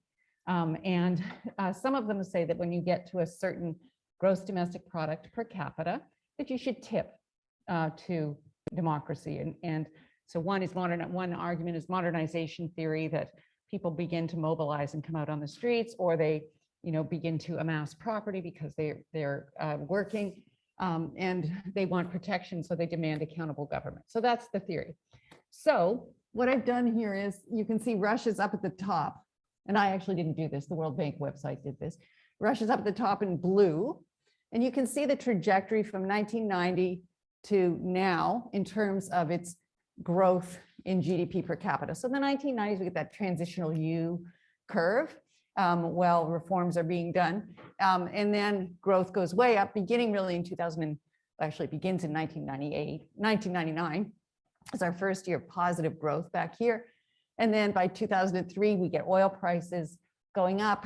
And that partially explains why, or largely for a while, explains the growth trajectory. Oil prices go down, but you'll notice growth still going up in Russia. Even under sanctions in 2014, GDP still going up in Russia. So when we get to what can we do, bear that in mind, right? So the other countries I put, now one thing notable there is, so that theory I just told you about tipping, right, to democracy at a certain GDP per capita, well, clearly Russia is defying that, right? Should have tipped, if you can, this is in trillions of dollars. If you compare, right, Ukraine, which is in green there, and its trajectory to Russia's, you would predict that if you hit a certain GDP per capita, I'm sorry, it's in thousands of dollars controlled. If you hit a certain GDP per capita, then you should be tipping. Well, Ukraine is according to Freedom House or whatever score you want to choose, it does better on every measure of liberty or democracy than Russia, yet much, much poorer. So this doesn't have to do, why is Ukraine a democracy and or at least a democracy in, closer than Russia? Well, it doesn't have to do with modernization theory. It doesn't have to do with GDP per capita, evidently, right? Much lower. It's actually closer to Poland, which is on the edge right now, having some problems, but higher than Hungary and quite a bit higher than Belarus. So I just put that up there to give you, the first answer is, well, it ain't money. That doesn't seem to explain it. So, was it inevitable in Russia? Well, given Ukraine's trajectory, I think no, it was not inevitable after the collapse of the Soviet Union that we would have an autocracy 30 years later. However, I just want to point out that that Western world actually believed in Russian democracy, and from 1990 to 95, there was a lot of investment going to Russia and a lot of development, much less in other countries as well. This is very, I think it's important. Right. Well, right. Not so much from the US. I actually, as a graduate student in Moscow on the streets, got to eat frozen USAID chicken because it was being sold through the black market, which is why we bought it on the streets for a few rubles as a poor graduate student. The Europeans were a bit better actually with aid, but we can talk about that too, whether we lost Russia or Russia. So I was saying that the sanctions policy that exists right now doesn't really have much effect. Well, not according to this, it doesn't, no. And that's not on the back of high oil prices either, right? Oil prices went down, they've come back up, but notice there was a dip, right? In 2014 with oil prices. So there's been also an uncoupling of GDP and oil prices in Russia. So that's something that we don't actually talk about very often, but it's really important because we too often, I think the characterization or misunderstanding, as you asked me about Russia, is that it's an oil cursed state, right? They got nothing. They got oil. That's it. When oil prices go down, they're in terrible shape. Actually, it's a little more complicated than that. This ain't Saudi Arabia in that sense, right? They're not that. They are dependent. Large part of their budget still comes from revenue from oil, but that's not all it is. They sell a lot of weapons as well globally. So then it is kind of a puzzle. If it's not something like GDP that drives it, then why is Ukraine doing better? 60 out of 100, which is like a C+ on global freedom. Russia's 20 out of 100. It's definitely an F according to Freedom House. The Baltics, in terms of being a consolidated democracy, they're in the 80s. Ukraine is 39 out of 100. Russia is 7 out of 100, right, with Kazakhstan. So big gaps, but for what it's worth, for what these indices are worth, they're not calling Ukraine a consolidated democracy. And so since the last panel talked about what time is it in Ukraine's political development, I'll just point that out. Still, the gap is huge between Ukraine and Russia, Ukraine and Central Asia as well. And so why is this if they are such, they have such cultural affinity? And Mr. Putin, the historian, is right in his fascinating article signed by himself, written by Lord knows whom, about Ukraine and Russia as sisterly countries. Well, I'm going to let Ukrainians answer that. What is it about Ukraine? There's something about Ukraine. By the way, there's something about Mongolia, since there was an exhortation to talk about global democracy. Why is Mongolia a democracy, given where it is between China and Russia? Not in a good neighborhood either. So somehow these countries are doing it. Well, one question could be that actually Mr. Putin's aggression toward Ukraine is helping to resolve this kind of nation state question, right? So who are we in Ukraine? And I say this as a Canadian. Who are we in Canada? We are not Americans. Who are we in Ukraine? We are not Russians, right? And we don't want to be thought of as Russian. So in a sense, the more Russia aggresses against Ukraine, the more it consolidates that national identity. And so resolves this kind of statehood issue, even though there are vast differences in different parts of the country. That would be the same in Canada. Also, Canada living close to a huge, culturally aggressive neighbor. It could also be, of course, this European history that was talked about, that Ukraine has, in different parts of Ukraine, have been parts of Europe, right? I think Norm Neymark brought this up and Sergei Plokhy brought it up as well. The task of transition is slightly different in Ukraine. That's the next thing, right? Russia, geographically, still the largest country in the world. 11 time zones now, still, I think, or 13. They keep changing them, but largest country on Earth geographically. Ukraine, more, manageable size, arguably. So perhaps this matters. But there has to be something about the way, about Ukrainians themselves. And so for all that Putin has said about this affinity and similarities, and he himself has brought up this question of why, that Russia and Ukraine should have the same relationship as Canada and the United States. And clearly he perceives Canada as being the supplicant and the United States dominates it and it's all fine. And the Canadians put up with it. Let me just remind you, the War of 1812 and that national mythology is quite different in Canada than it is in the United States. Who burned down whose White House? Right. It was the Canadians. You probably didn't learn it this way. Two Canadians and they are dominating discussion. This is You probably didn't learn it this way, but I teach my American colleagues all the time about the War of 1812, right? And the true story, which is we came across the border to beat you guys back because we were trying to steal our country. So back to Ukraine. Right. And so Mr. Putin should watch his history because that's actually, the truth. There is, I think, a pathology in terms of the view of the state that's fundamentally different in Russia than in Ukraine. And this helps to, I think, this tied to the nation state project. The state in Russia is to be dominated. Its assets are to be privatized and controlled by very entitled elites. Society is subservient to the state. And this is not how Ukraine has developed, right? It's not, I think that, there's something about the quality of civil society. I'm not exactly sure where that comes from in Ukraine. But it was mentioned earlier that democracy has not been a 30-year project in Ukraine. Arguably, it's been a 130-year project in Ukraine, perhaps because of its geography and proximity to Europe. I guess I will stop there. I'll just point out, I told Alexei earlier, thought it would be fun to just flash a picture of the Russian cabinet and the Ukrainian cabinet of ministers to show you the contrast in age and genders mix. This is another thing in Ukraine that is sort of more modern, if you will, or that there has been the demographic shift that is also inevitable, frankly, in Russia, right? When you have a situation in Russia where 18 to 34-year-olds, something like 50% of them say that they intend to emigrate permanently. That's not a good future, right? Whereas it is young people in Russia, in Ukraine, pardon me, that are leading the change, perhaps because they are on the edge of Europe. So.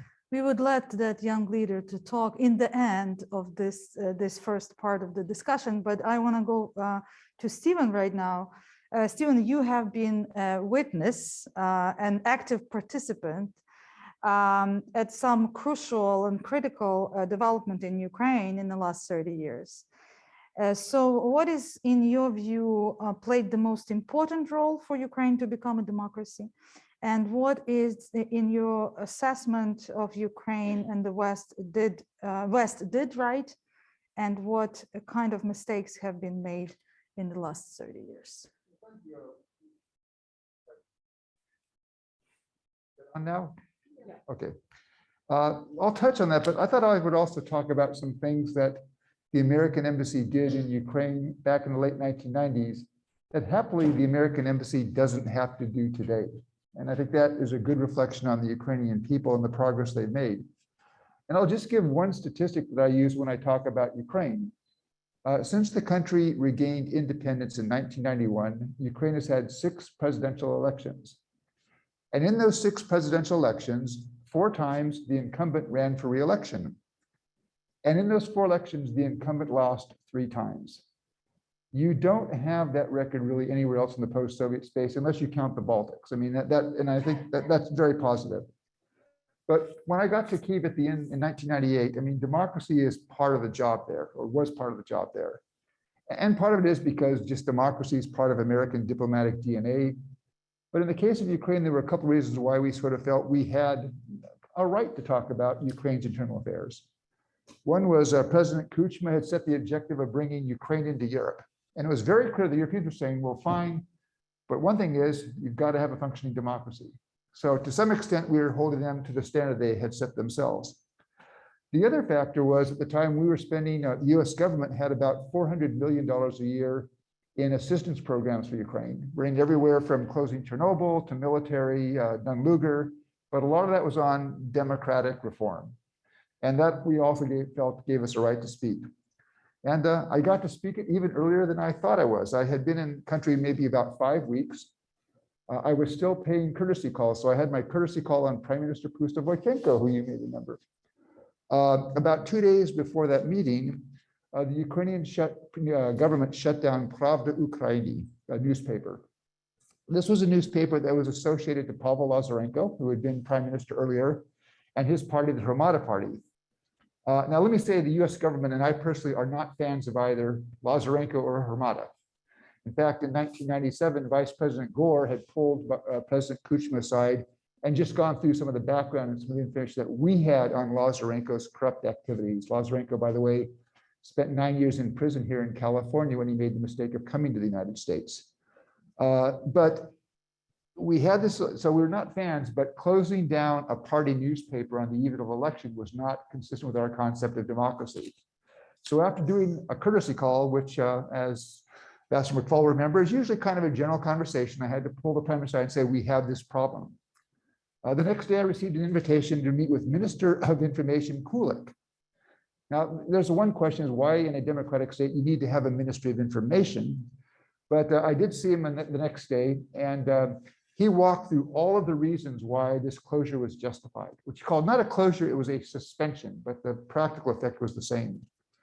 And it brought to mind the rule that Sandy Berger, the National Security Advisor, used to share with us at the National Security Council, which is, look, if you're ever going to do something controversial, imagine what it will be if it's splashed on the top of the front page of the Washington Post, called the Washington Post rule. If your mother read that story, could you explain it to her in 30 seconds that would leave her comfortable? Mr. Kulik's mother would not have been comfortable. But as it turned out, this was in the run-up to the parliamentary election. The election was, as we characterized in our reporting message, free, fair, and ugly. At the end of the day, there was a lot of confusion, disorganization, but our assessment of the embassy was it was basically not a bad election.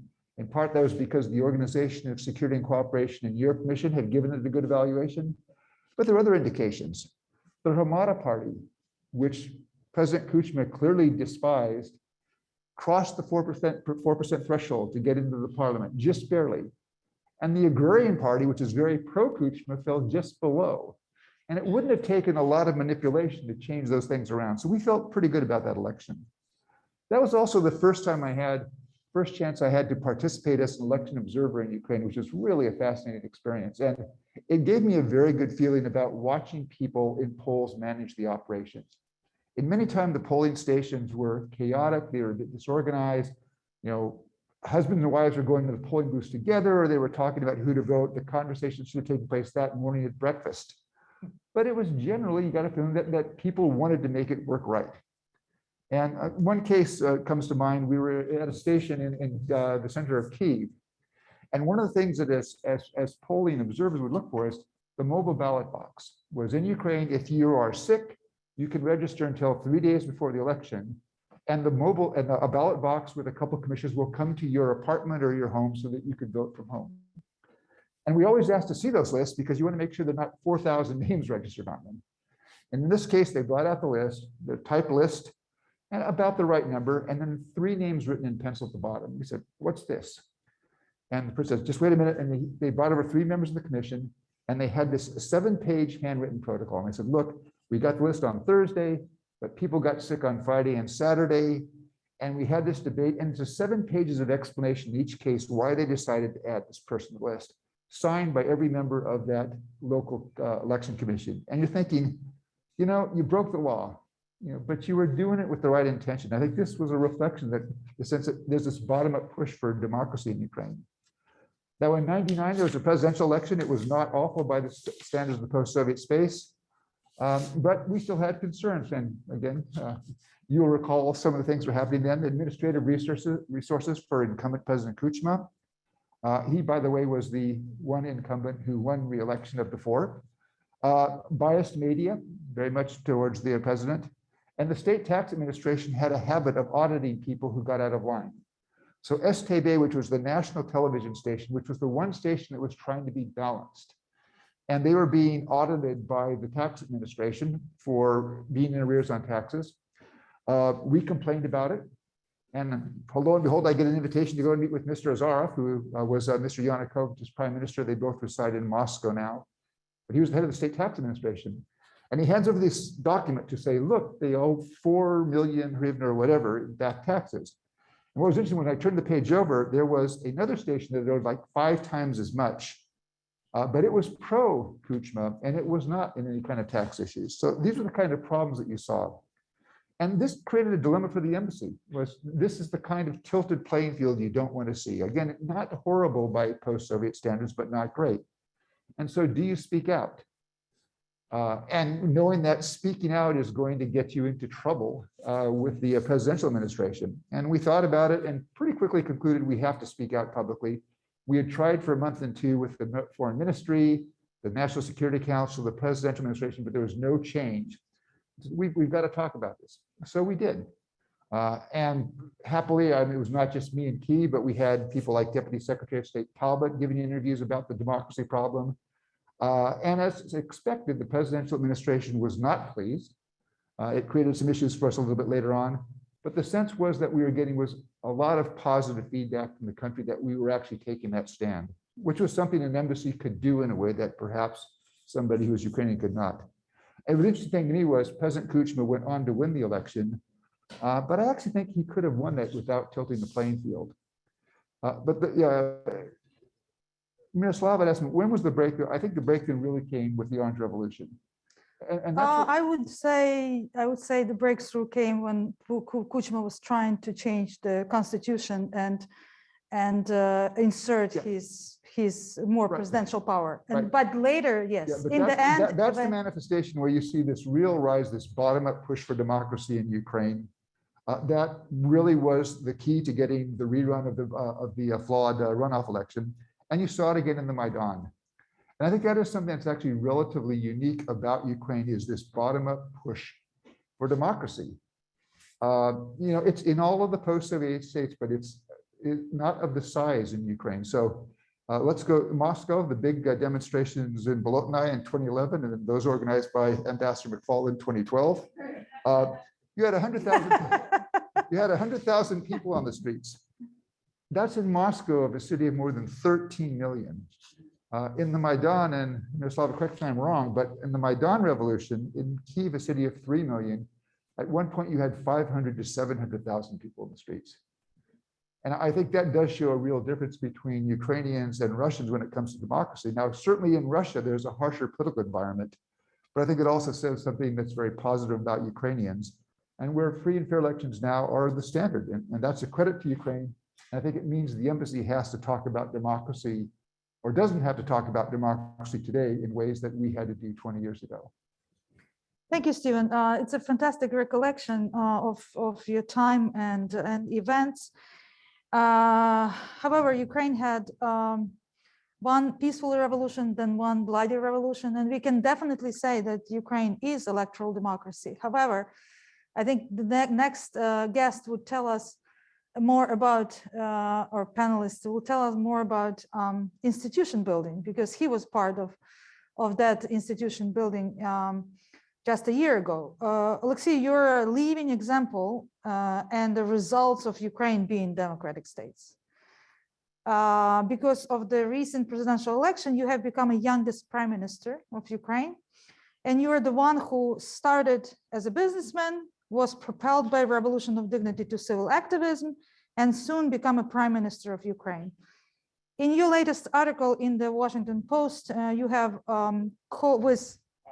with Michael McFaul, you called Ukraine a still fragile democratic experiment.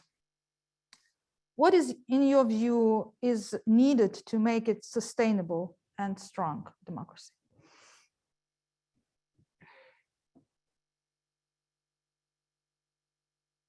Perfect question, Miroslava. Thank you for that. First of all, it's a great honor and pleasure to be in such distinguished panel. Says the Prime Minister.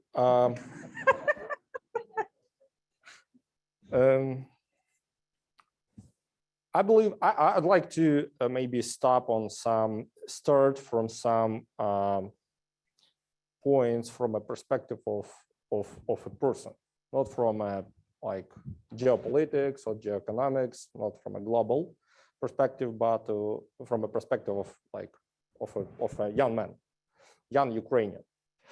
For me, it's like absolutely, definitely, and doubtless, the fact that Ukraine is a democracy is a huge success for me, because I know a lot of people from Russia, from Belarus, and for me, it's absolutely obvious that we are happy to have freedom in our country. I don't think it's inevitable, and I don't think it was inevitable. I think that our way for freedom, our way for democracy was very complicated. It wasn't easy. It was not like the line trajectory. Yeah, it was like from revolution to revolution. And every revolution becomes successful because every next generation of Ukrainians become drivers of this revolution. So the independence, and then Orange Revolution, and then the Revolution of Dignity was driven by people from a different generations. So younger. And I hope actually that next generation will be focused more on the economy, but it's very important to see this legacy and to understand that every revolution, it wasn't a fun, yeah? It was a critical moment when your generation, you personally should make a decision and to choose and to answer the question, is freedom valuable for you enough to die for it? It's like, it's not, it's very concrete question, you know? You go or you're not to go to the street, you go or you're not to go to the square, and are you ready to protect your values, and are these values valuable enough for you to fight to death? And I believe that the reason why Ukraine is democracy, because the majority of people and every next generation answered yes. The freedom is valuable enough to fight to death. This is a personal choice, I believe. And we can, of course, explain it from the perspective of economy, global politics, but in the end of the day, concrete people, thousands of people on the streets made its decision. And I believe that it is a critical, absolutely element of this Ukraine's success. I can speak about my generation, of course, because 10 years ago, I was a bad citizen. I didn't participate in elections. I wasn't involved or even interested in like all these political, games.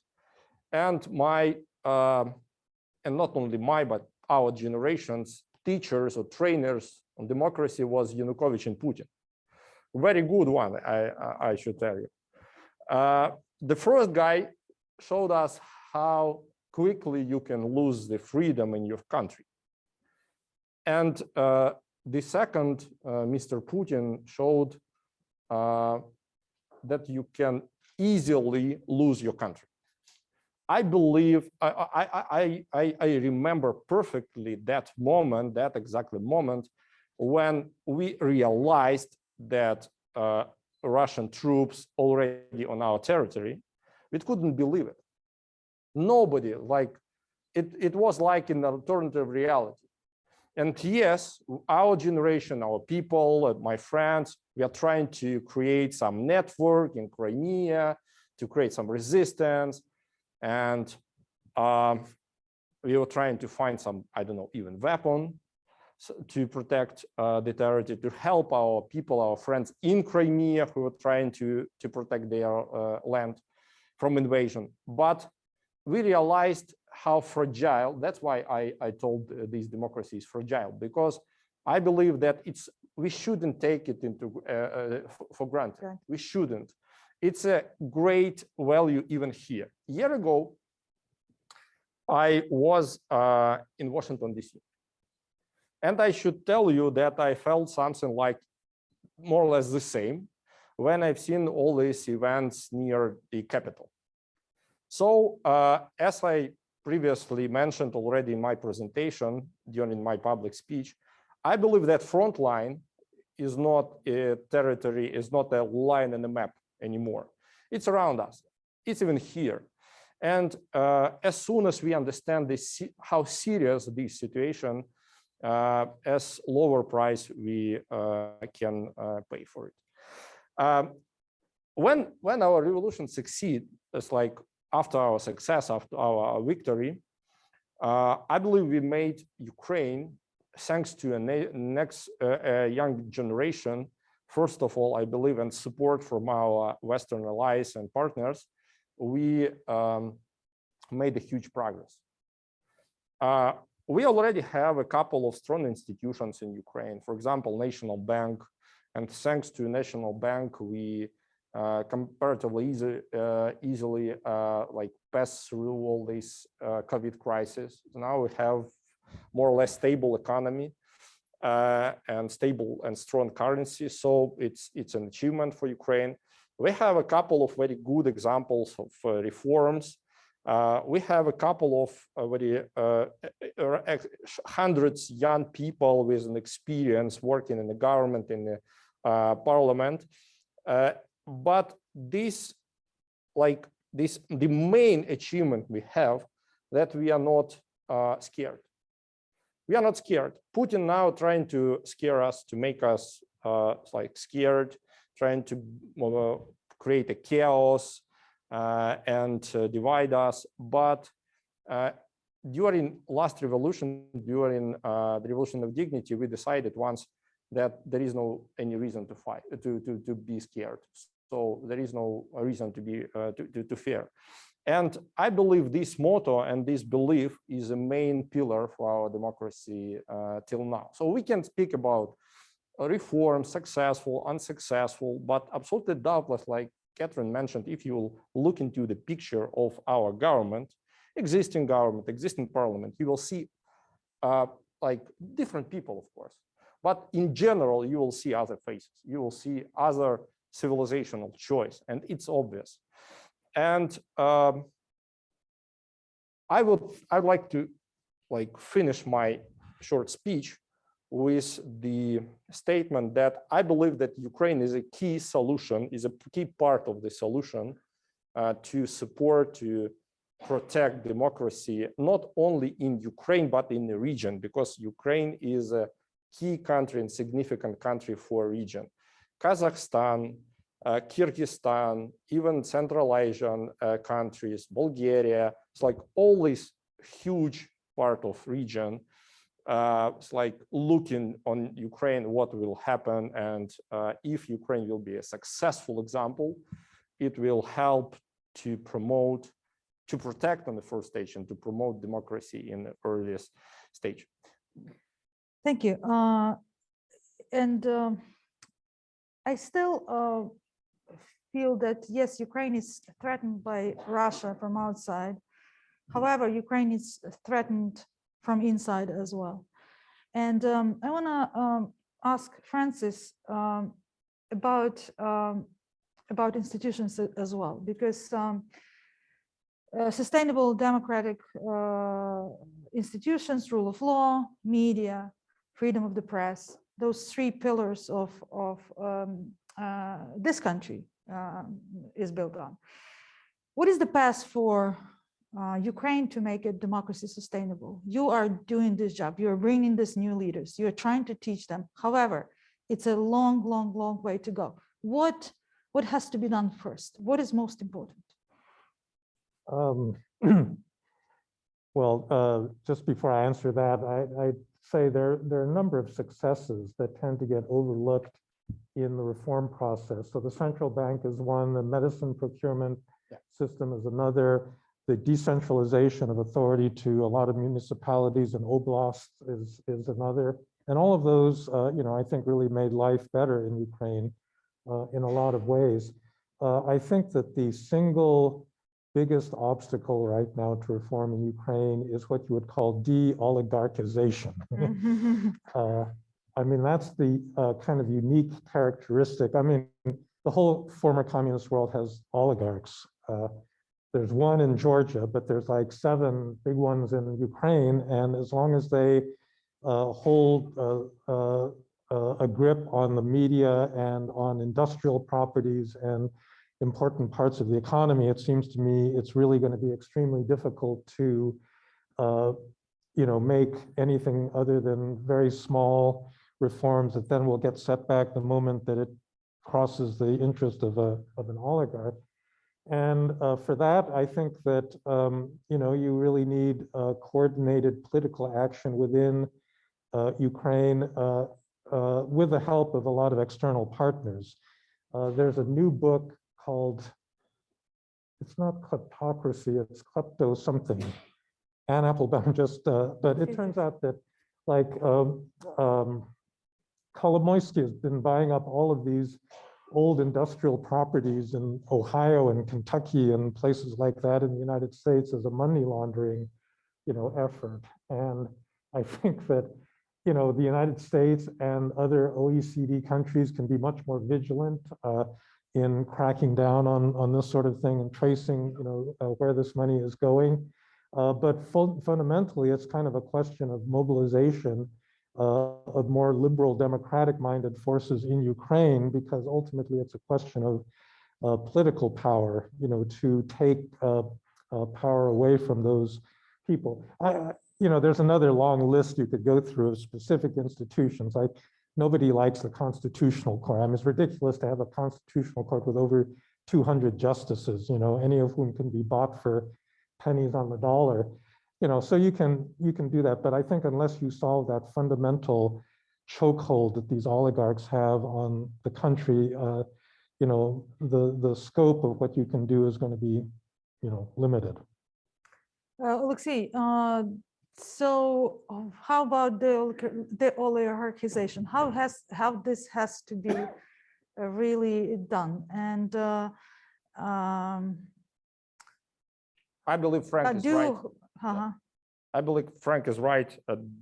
Deoligarchization is one of the most important reforms, but it's very important not to repeat Russian mistakes, because they like destroyed their oligarchs and it's like and came to a authoritarian state. It's very important to do it in the right way, and the right way is to build the institutions, doubtless. A rule of law and creating the capacity inside the court system, like prosecutor's office. We are in progress. I believe that, frankly speaking, I think that the main problem of Ukrainians' reform now is not inside the country. I think that maybe it will look like controversial idea, but I believe that it's true. I believe that if you are a young Democrat in Ukraine, you are fighting not so far against your internal opponents, because even the pro-Russian forces,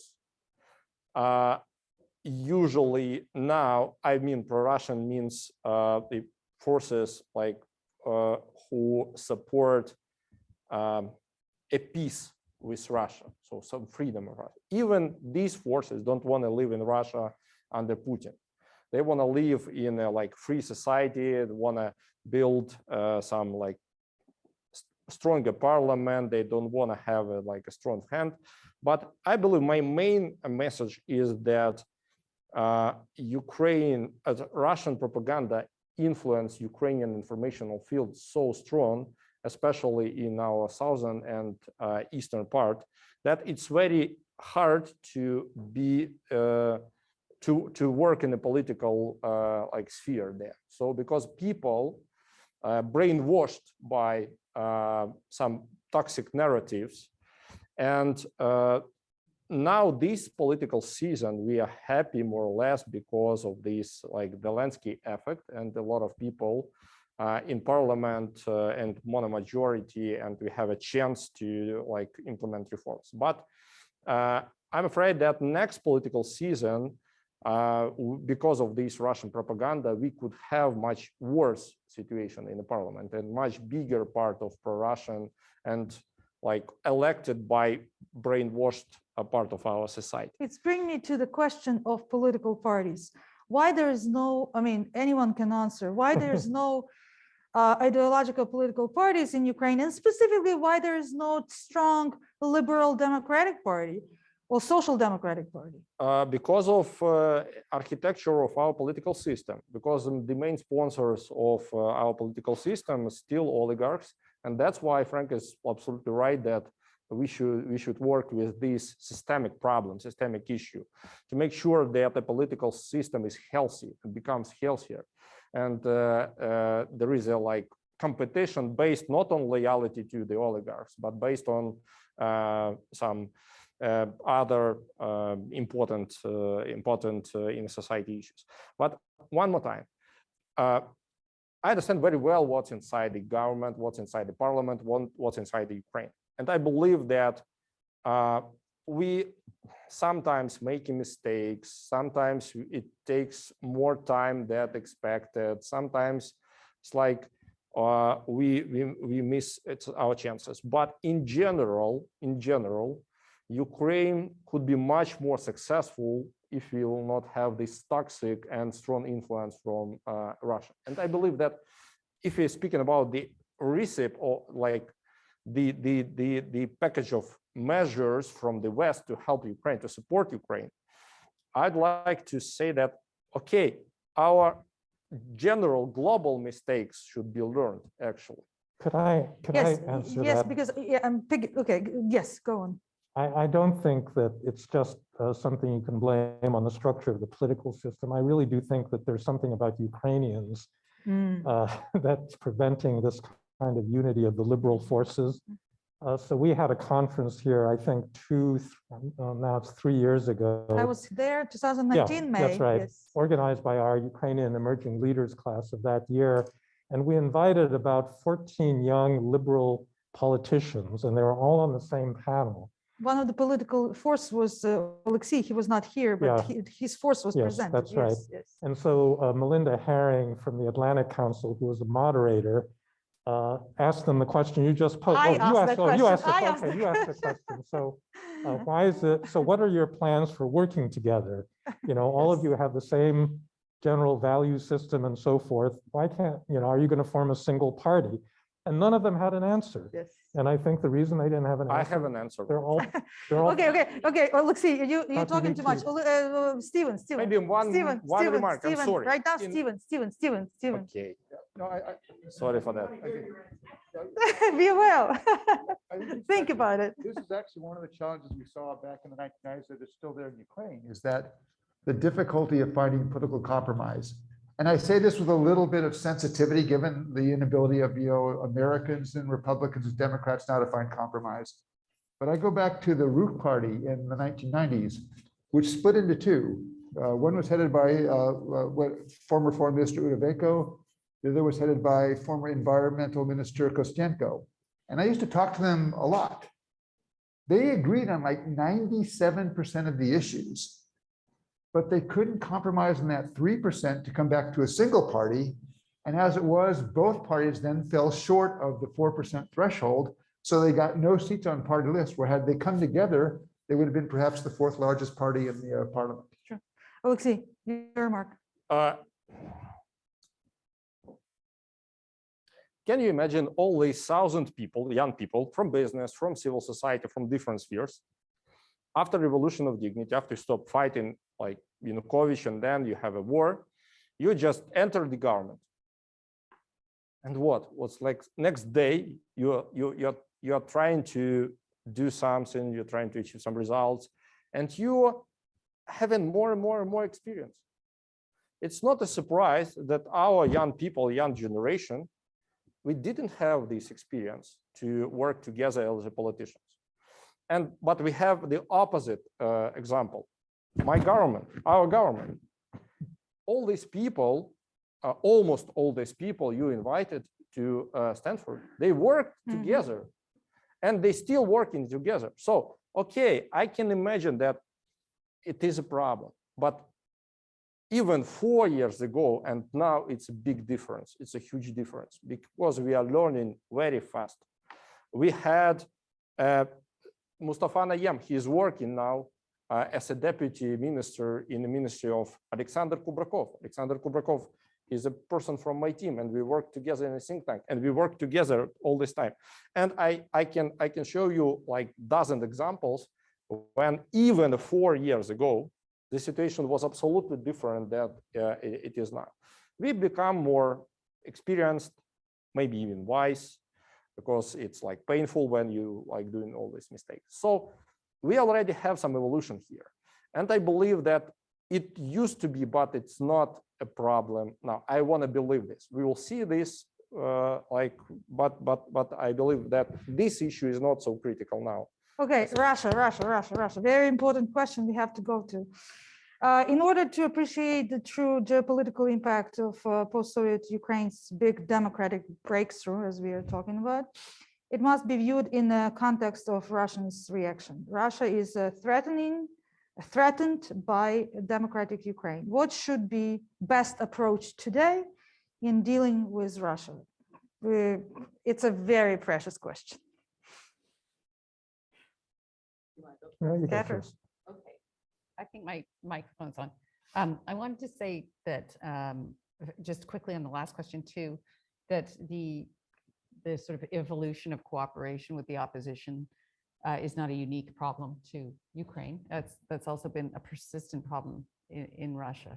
Even still, there's a lot of infighting. I'm not, and now of course they're institutionally, really the official opposition doesn't exist anymore. And in Western Europe, parties are not working either, right? So there's a general sort of evolution, I think, of the importance of political parties, and they're not forming on the same basis as they did historically. What to do about Russia? Well, that's the $10 billion question. So I think, first of all, we have to face the fact that this regime is not changing. And I want to separate Russia from Putin. and Putin's regime, right? Which has evolved into this highly personalistic autocratic regime that is, I think there's an increased paranoia because of an inherent fragility. And so the fragility is that, usually autocrats don't leave office standing up. The example of a near neighbor that has a close cultural and linguistic affinity, being a successful democracy is very problematic, right? It's problematic because there's a demonstration effect. And so when you are the head of a country that has, where formal institutions don't matter, which is Russia, and where control of the state is how you get rich, there is an existential threat presented by Ukraine. So when we're trying to understand why is Putin behaving the way he is in terms of leading the Russian government to do these things in the military, well, because you have to, I think, understand better his, as economists would say, utility function, right? And so his utility function is to keep himself in office and to maximize his control over the system. And so who can threaten that? Well, it can be threatened from the outside, but NATO has no plans, newsflash, to invade Russia or interest. Who is the real threat? Well, the street is the real threat, right? So this is a regime that polls like crazy, right? And is obsessed with public opinion and is obsessed with his approval rating, which is a political resource against other elites in this context.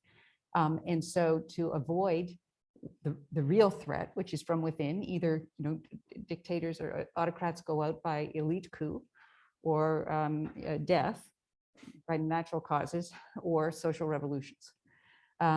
So he doesn't want an elite coup, but that's quite possible, right? That's possible. So he has to keep his network fed by privatizing the state effectively. The other threat is society, right? So Russia may not be as mobilized, or Russians as mobilized as Ukrainians, but they are not passive. They have, after all, had civil war, and they have had high mobilization before. I remember in 1990, standing in Nizhnyaya Ploshchad, which is now, you can't really gather there in a big way because you'll fall through the glass of a shopping center, yelling "Daloi KPSS," down with the Communist Party. Mike, you might have been there too, right? And if I showed you that picture, I mean, there are hundreds of thousands of people on the streets. And remember, this is a huge country, right? So you can bring 500,000 into Kiev because they're closer together. You can have that many protesting across Russia. So it's not a low mobilization society, actually, right? And this is a bit problematic for Putin. So what is his, therefore, what's the interest in Ukraine? Don't want that example. Want to demonstrate that Ukraine is actually, it's not a success. I mean, it's unstable. It is being basically taken over by the crazy liberal West. And so Russia is now not just illiberal, it is anti-liberal to the extent that it has any, under this regime, an ideology. But I keep on saying, and I want to say again, this regime, because it isn't necessarily representative of the Russian people, right? It also tries to create cleavages within the population itself to, again, prevent people from cooperating and mobilizing against. And this regime is, run by a 69-year-old man who wants to stay in power, or can, just gave himself the right to stay until 2036. So that's who we have to deal with. Yeah, you mentioned it's not Russian people. However, the generation of Russian people already grow up under one president, or two generations maybe. Yeah. And they are probably brainwashed as much as, They're not, though, because if you look at Pew Research data, for example, if you look at Eurobarometer data, if you look at the data asking young people what they want, when half of them say they want to immigrate permanently, that's not a good look for the regime, right? And so, every time Russians have the opportunity to vote or participate, they've done it. So it's, there's not some sort of big cultural difference. Right now, there's fear. And who ran the, who participated in the last big mobilizations? It's young people. So we have a perfect assessment. What to do is it? Okay, so I think right now the immediate task is how to protect Ukraine from a military attack by Russia. That's the immediate problem.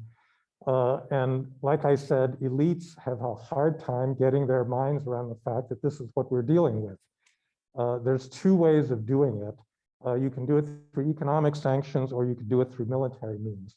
In terms of economic sanctions, the most powerful sanction that hasn't been brought into play yet, that is now being discussed, is kicking Russia out of the SWIFT system. SWIFT system is the settlement system, that interbank settlement system. All international payments are made through this.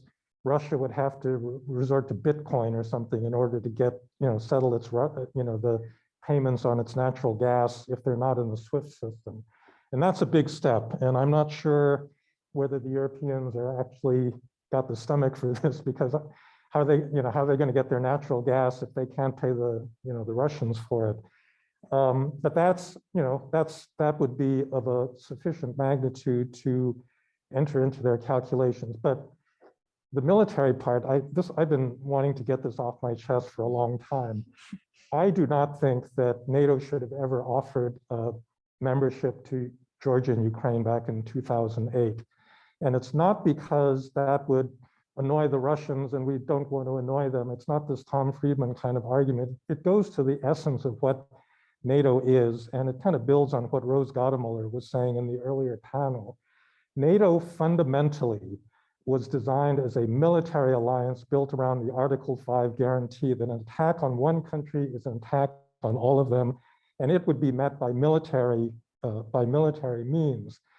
And after 1991, the understanding of NATO started to shift so that the military part of it wasn't taken that seriously because there was no more Soviet Union.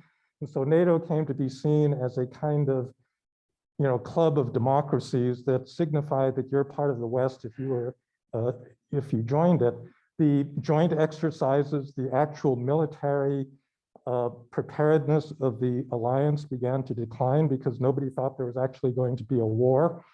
And people had developed, especially in Georgia and Ukraine, developed this, what I call a talismanic understanding of what NATO was about. Like the moment you signed on the line that said you're a NATO member, magically you got military protection, regardless of where you were geographically, regardless of military logistics, and so forth. And this probably reflects the first 10 years of my career when I was at the RAND Corporation, thinking very heavily about these kinds of military operational issues. What deters a country like Russia from attacking another country is not whether you've signed a NATO agreement or you're in MAP or something like that. It depends on structural, the force structure on the ground and a military logistics system that can keep that force operating, right? And after 2014, NATO realized there is no way in the world they can protect the Baltic states. They had expanded NATO, but Russia could occupy the Baltic states in 48 hours. There's not a blessed thing NATO could do about it. And that's why they started to station American soldiers in Estonia, because that meant that if the Russians did this, they'd kill Americans, and that would automatically mean that America would be committed to taking back the Baltics in a couple of years once this initial invasion happened. And that's the level at which I think you've got to start thinking about this. And this is why I've always thought that NATO membership was unrealistic, because there is no way that we can militarily sustain a defense of either Georgia or Ukraine in the way that we could of Poland or of Germany back in the days of the Cold War. And so I think that we need to think about concrete military assistance, not NATO. And I think Ukrainians should stop talking about NATO membership because it isn't going to happen. It's not realistic. It's not going to buy the protection that people think it's going to buy. What you need are drones, Javelin missiles. And one of the things that I couldn't believe from the Victoria Nuland interview yesterday was the Ukrainian military storing all the Javelins in a locker somewhere. They're not exercising with them. Excuse me, that was the requirement from the US government, so that's not the Okay, well, requirement it's- from Ukrainian Yeah, government. okay, well, things have changed in the past week, and that, that's crazy. I mean, that's exactly the kind of hardware that Ukraine needs if it's going to be serious about defending itself against Russia. And that's where I think the emphasis should be. And the NATO thing, I just think has been a big red herring these past, 10 years. Thank you. Stephen, do you agree? Yeah, a couple comments. One is, I mean, I supported NATO enlargement and continue to do so. It was easier in the 1990s and the very early 2000s when we had the big round in 2002, precisely because, as Frank said, yes, the Russia was discombobulated. There was no military threat. And people probably did not think as much as they should have that at the heart of NATO is Article 5. Are you going to be prepared to defend countries? The odd outcome in 2008, where NATO refused to give Ukraine and Georgia membership action plans, but said you will be members, I think was a mistake. It showed why leaders should not throw their permanent representatives out of the room with a negotiating language. My surmise is this was Angela Merkel, who had blocked George W. Bush, who wanted to do the membership action plans. It was clear that there were 5 or 6 countries led by the Germans who were not going to agree, so there's no consensus. But I think the German chancellor wanted to do something as a consolation prize. And they had, the perm reps had been excluded from the room, so they went there to say, we don't say that about any country until like the day before they join. And so you have this formulation, which I think really didn't do much for Ukrainians other than inflate their hopes, but also got the Russians all excited. By the way, it also inflated the hopes of the Georgians. Yeah. And I think it led to all this risky stuff that Saakashvili did, before the Russian intervention in 2008 there. Well, the Russian intervention, which took place after Mr. Saakashvili made a really bad mistake, which was to attack South Ossetia. But just 2 last points on NATO. Yeah, I think it's clear now there is no enthusiasm within NATO for putting Ukraine on the membership track right now, because if Ukraine becomes a member of NATO tomorrow, under Article 5, then is NATO obligated to go to war against Russia? So that may create a little bit of room, but by the same token, I don't think NATO can concede to the Russian demand that says you have to close the open door policy. The formulation I've tried to do about Ukraine and NATO is not now, but not necessarily never. And can you use something like that to diffuse this issue? I'm less sure that that's going to be something that you can sell to the Russians.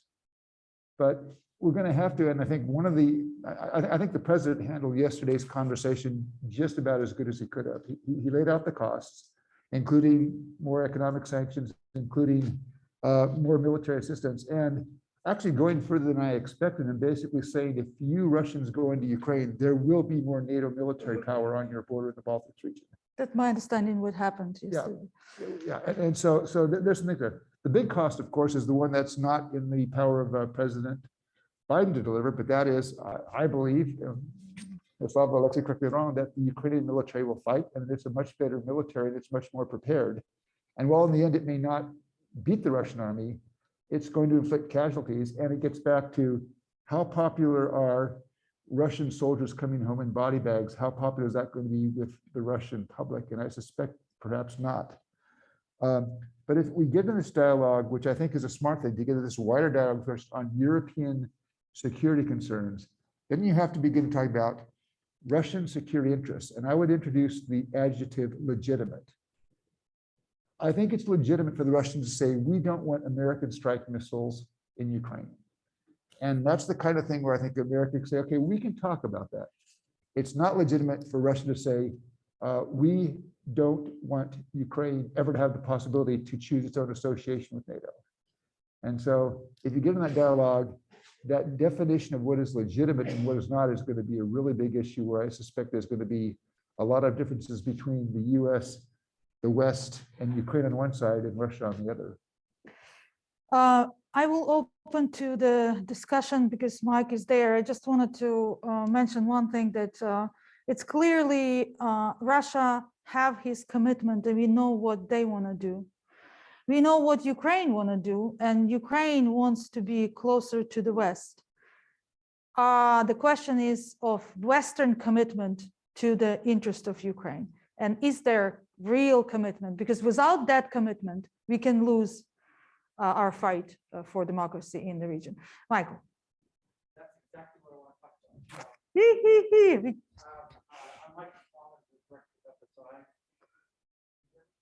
Yeah. Now, there we go. There's 4,000 things I want to say, so I'm not going to try to do that. I don't want to go back and then debate 1812, although I'm tempted to talk about 1867, but we're not going to do that. Just a couple of things. First, I just want to associate myself with Frank about not the NATO debate. That's a different thing, but the West needs to let Ukraine defend themselves to the maximum capability. I've written this many, many times. Alexei and I just wrote about it last week, and there's no excuse not to do that. What Nuland said about javelins yesterday, or where it was confusing to me, because Steve and I were on a conversation about this with senior, I should be careful here, it was all off the record. I'll just speak in the senior official, senior White House official, that's how we do it. I was led to believe back in the spring that constraint on the deployment of javelins had been lifted. So that she was confusing. That was very confusing to me. That's a small point. I don't want to get into that, because this panel is supposed to be about democracy. I want to get back to democracy. And I want to share with you two things.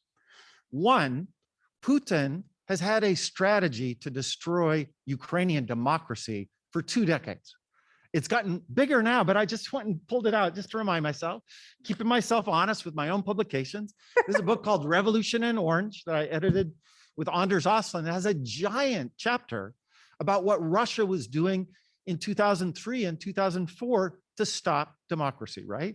So remember that they've been at this for a long time. It's not just this latest thing. Number two, I want to share a story. When I worked in the government, I was in the Obama administration, and I was serving as a US ambassador right before Putin annexed Crimea. Not while I was ambassador. The day I left, he actually went into Crimea. But in the run-up to that, I was dealing with lots of senior government officials. One very senior person, which I won't name on the record here, but one of the top 3 people in Russia. And he said, Mike, here's what you don't understand about Ukraine. Because we were debating about the EU accession agreement versus not, and the EU agreement, if you remember, in the run-up to that summit in the fall. He said, here's 2 things you don't understand. 1, we care more. And 2, you Americans, you're really impatient. You're not in this for the long game. We're in it for the long game. And then he won the first iteration on that. And I went to see him. And he said, yeah, we had to pay about 10 billion more than we wanted, but we beat you. He didn't sign the agreement. Yanukovych didn't sign the agreement. And he was very chipper about that. Мы победили, as he said in Russian. But the analytic problem with them is they never take into account the Russian people, the Ukrainian people, by the way. That, he didn't expect Mustafa Naim, he didn't expect Maidan, because they don't ever think that can happen without the CIA, et cetera. But the second question worries me more, his second assumption, because we never talk about Abkhazia anymore. We never talk about South Ossetia anymore. How many times did you see Crimea referenced in the last 48 hours in the American press? 0. And their game is a long game. They think that we will be exhausted. We don't care. It's, what you're saying about Ukrainians being out on the steppe. Who said that? That was Norman, right? That we'll lose interest. And so my question to the panel, if we all agree, I think this group all agrees that Ukrainian democracy is a good thing in and of itself. It's good for deterring Putin. And I would say in the global fight for democracy, it's the most important fragile democracy in the world today, especially after setbacks in Sudan, Tunisia, Burma. So if you're rolling into this democracy conference, Ukraine should be the #1 thing they talk about. If you agree with me, I'm interested, big or small, what are concrete things that the US government or the European Union should be doing to strengthen democracy in Ukraine?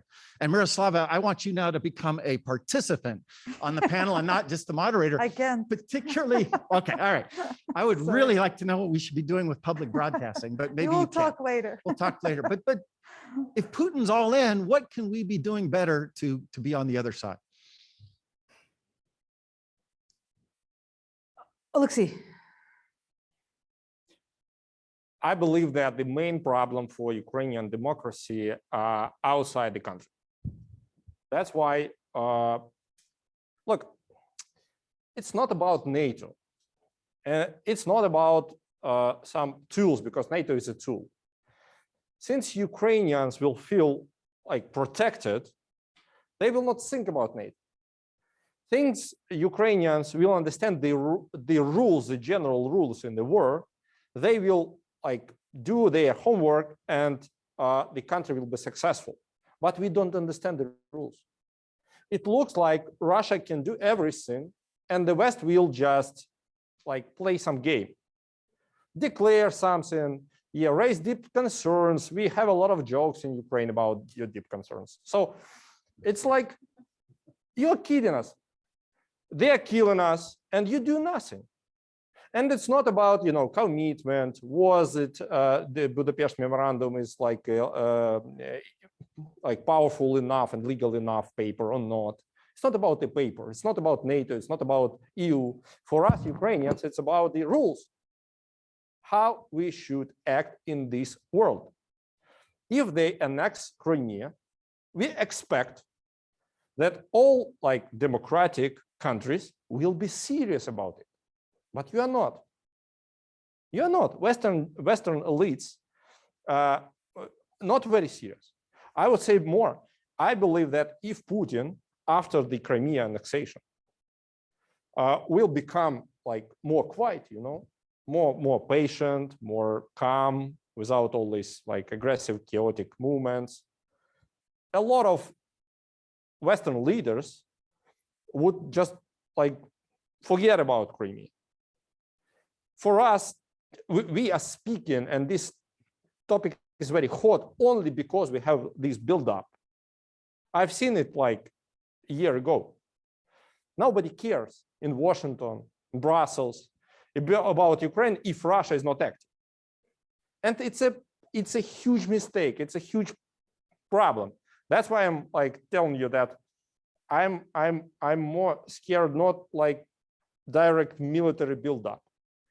I'm scared that Russia, for the last 20 years, had a war against democracy in general.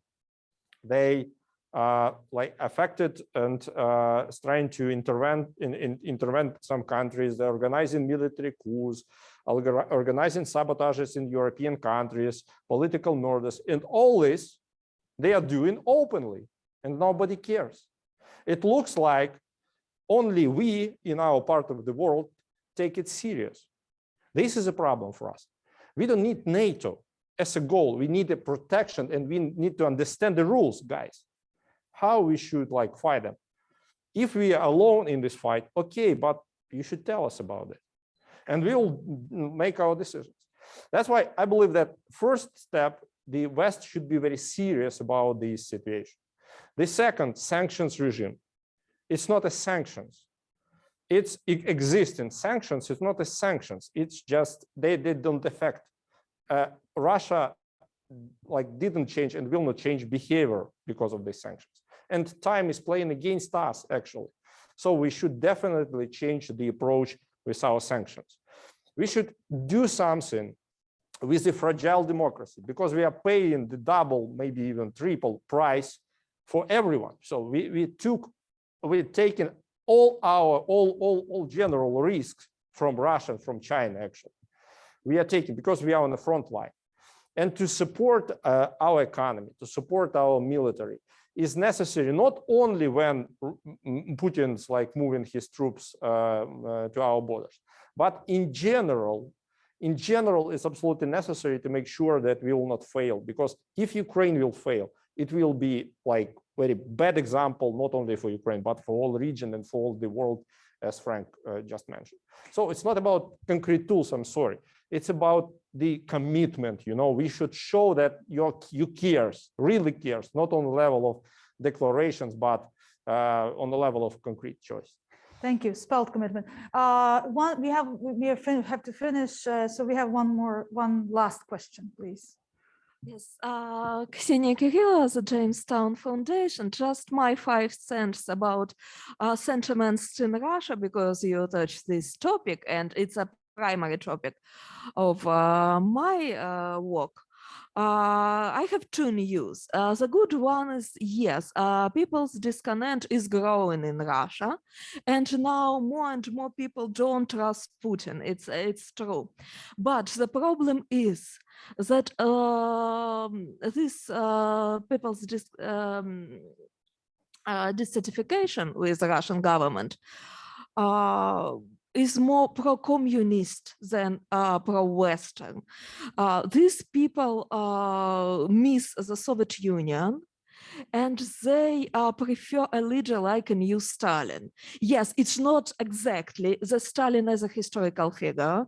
They don't mean a bloody dictator. They imply some qualities, some personal characteristic, what they mean under the word Stalin.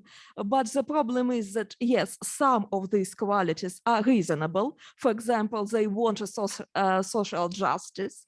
They just believe that Stalin is someone who could bring them social justice. But some of these characteristics are pretty aggressive and anti-Western. And Putin doesn't meet these qualities on their opinion, so they want someone harder, someone more strong leader who will fight corruption on the one hand, but on the other hand, they support these aggressive and anti-Western sentiments. And that's the problem. Probably you don't have answer for now, because it's something we need to think about. Because on the one hand, we have an opportunity to influence on Russian society now, because they don't trust their own government, they don't trust Putin, they want some changes. But the problem, we don't know how to communicate with these people because they consider us as enemies. They dream about new Stalin.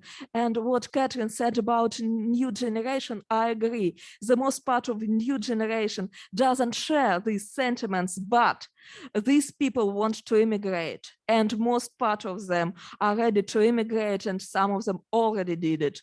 So people who stay in Russia, most of them, unfortunately, they have these communist, pro-Soviet, pro-communist views. It's our problem how we could influence on these people and how to communicate with them. That's a question. And a couple of words to support Alexei. I worked on some cases with Russian influence.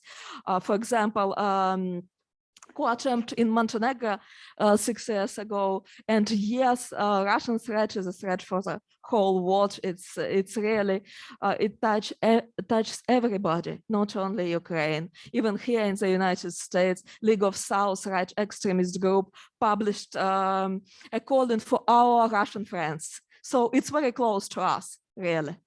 Thank you so much.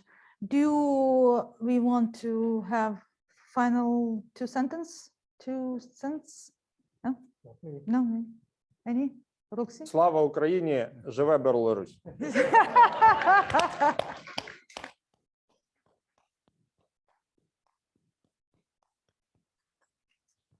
Thank you, everyone. Thank you for being here. Next, we will be watching a movie. It's a fantastic documentary.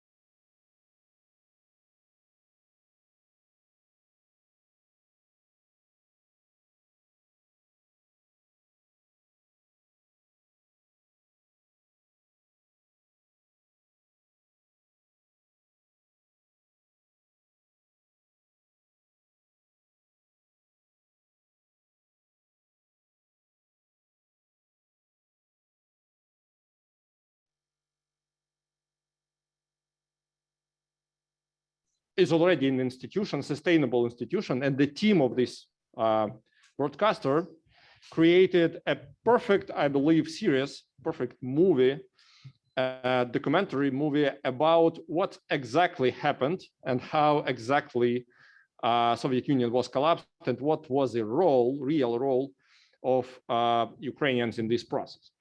I want to introduce you like Yaroslav Ladygin and Alexander Zinchenko as the people who I believe will better than like anywhere will describe you why this film is important and maybe to tell a couple of words before we will start like showing this movie. Thank you.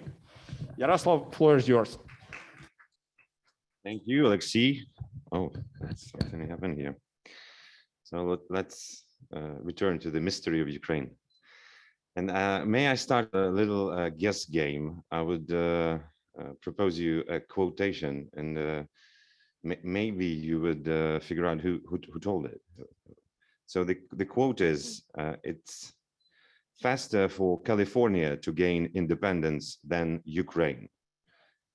So the A option would be Putin, the B option would be Stalin, and the C option is Henry Kissinger. Yeah, that's right, that was Kissinger. It was easy, but that you know, showed perfectly that even great minds could think wrong, especially about Ukraine. Today we're gonna show you 2 episodes of the Collapse series. This is a documentary series consisted of 7 episodes. Today just 2. And that project is a fresh project. It was produced this year, and it was premiered on Ukrainian television during the celebration of Ukrainian independence this August. And then it was published on YouTube, so you could find the link for the whole episodes in the Twitter of Foley Institute, I believe, that retweeted my tweet with the link to the exact place where all the episodes are.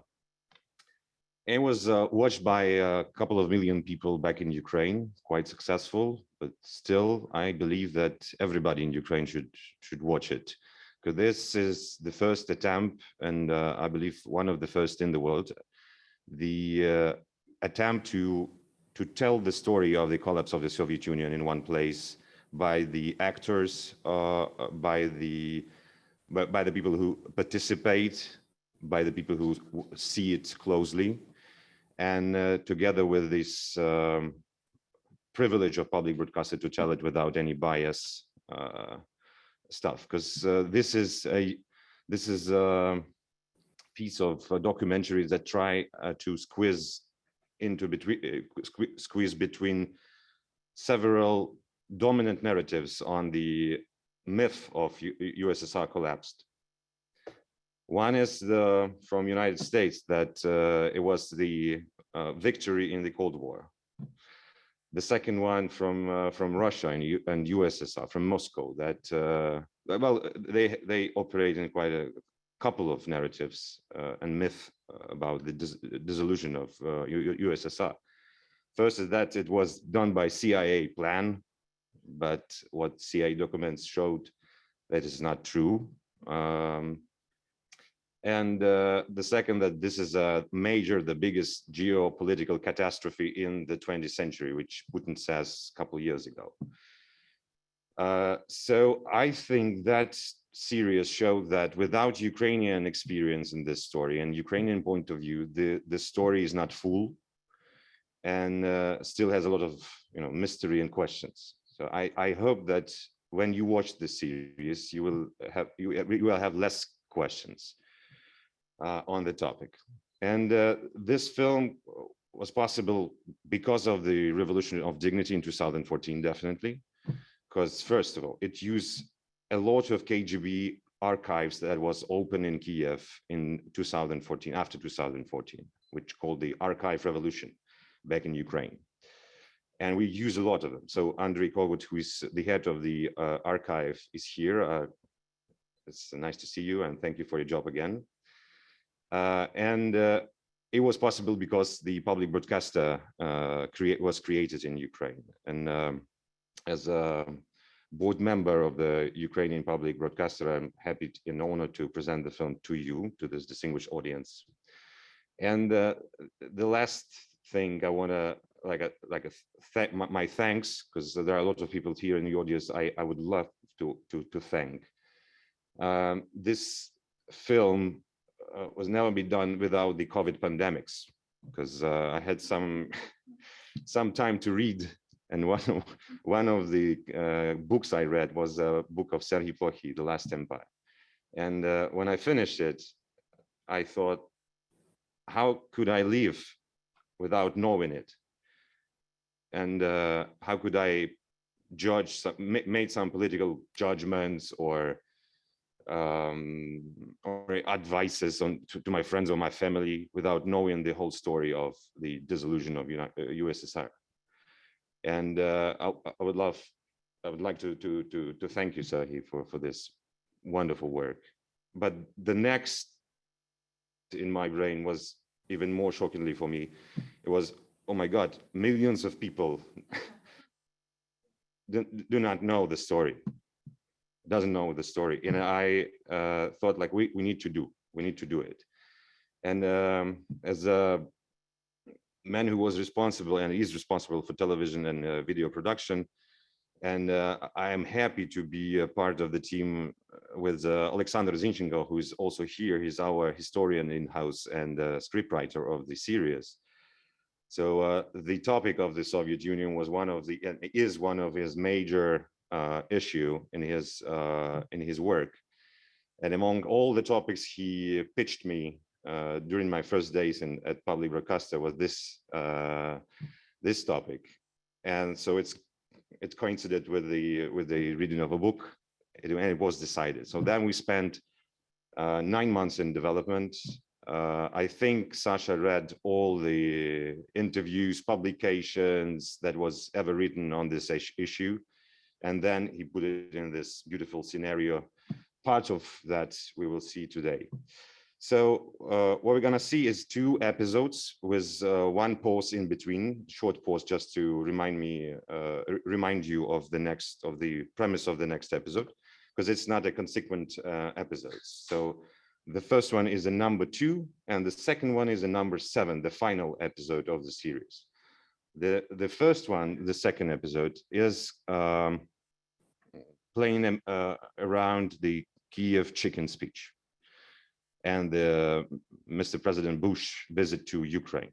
And the second episode is about it's called On the Verge of the Nuclear War.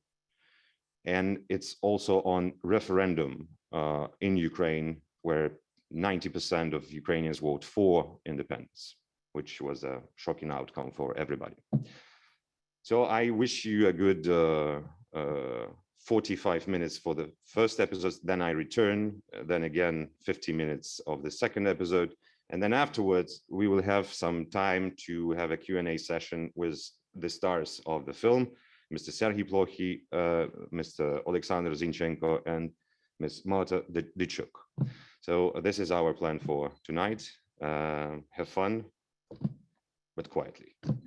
Can I ask to switch off the lights, please? Okay.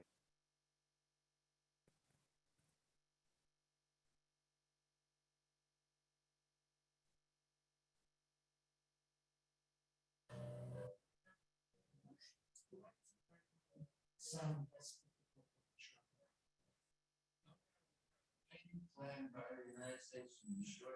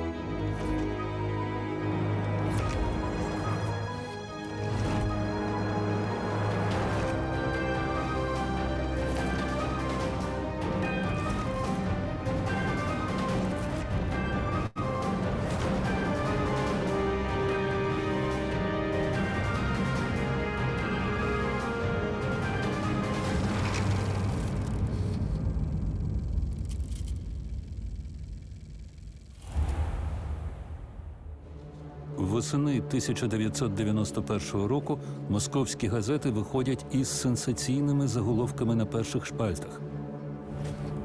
Московські новості. З джерела, що заслуговує на абсолютну довіру, стало відомо. На минулому тижні в кулуарах російського уряду обговорювали питання про можливість обміну ядерними ударами між незалежними Україною та Росією. Независимая газета. Єльцин обговорював з військовими можливість ядерного удару по Україні.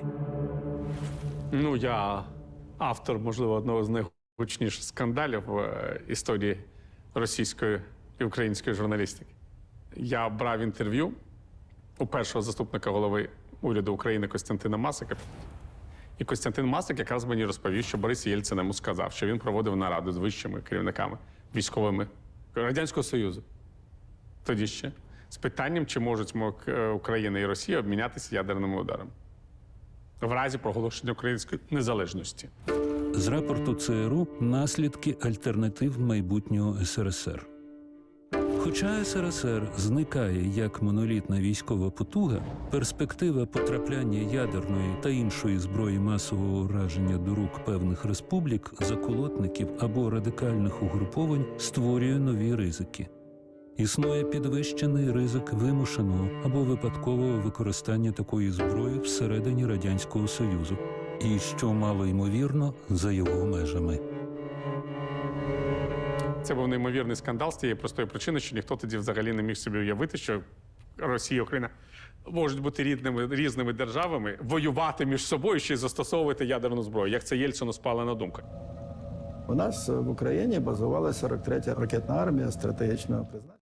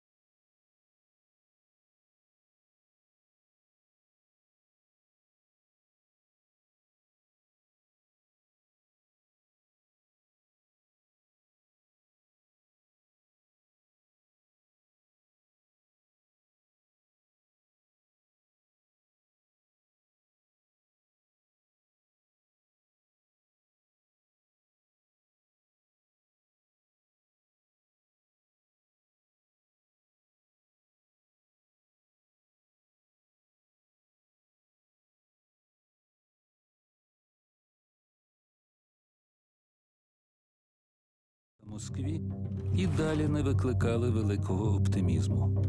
Well, we were afraid of nuclear weapons, them getting out of control of government hands, et cetera, you know, particularly tactical weapons, because so we were concerned. So that was a motivating factor in our policy. You know. Ви ж повинні розуміти той психоз, породжений холодною війною. Ви бачили б, скільки серіалів у Штатах щодо ядерного катаклізму продукувалося Голлівудом. Це реальна параноя. І не тільки президентів, політиків, але і громадян. Позиція Чейні була пов'язана з тим, що він говорив, що після того, як все це якимось чином буде вирішене, ми, тобто Сполучені Штати Америки, будемо в кращій позиції, якщо на місці Радянського Союзу буде 15 різних країн, а не одна країна. І це була головна аргументація, і він на протязі всієї осені 91-го року фактично був один проти інших членів кабінету Буша, в тому числі Бейкер, тобто Бейкер і Чейні – це були два головних полюси, але Чейні майже не мав підтримки. You know, I'm just characterizing it. Whereas DOD can be kind of described as pushing to have it fall apart, and the State Department kind of saying, well, let's work with the center and see how it will evolve, you know. And then in the middle was kind of the situation that I was described as being epitomized by Brent Scowcroft, the National Security Advisor. Brent, I think, emotionally he felt that things were changing, that it would fall, but just couldn't believe it would fall apart that quickly. Щодо Бейкера, я думаю, що це велике перебільшення тоді було щодо цих всіх сценаріїв, які малювали такі апокаліптичні картинки, можливо, розпаду Радянського Союзу. З іншого боку, в той час дійсно була війна в Югославії, і вона супроводжувалася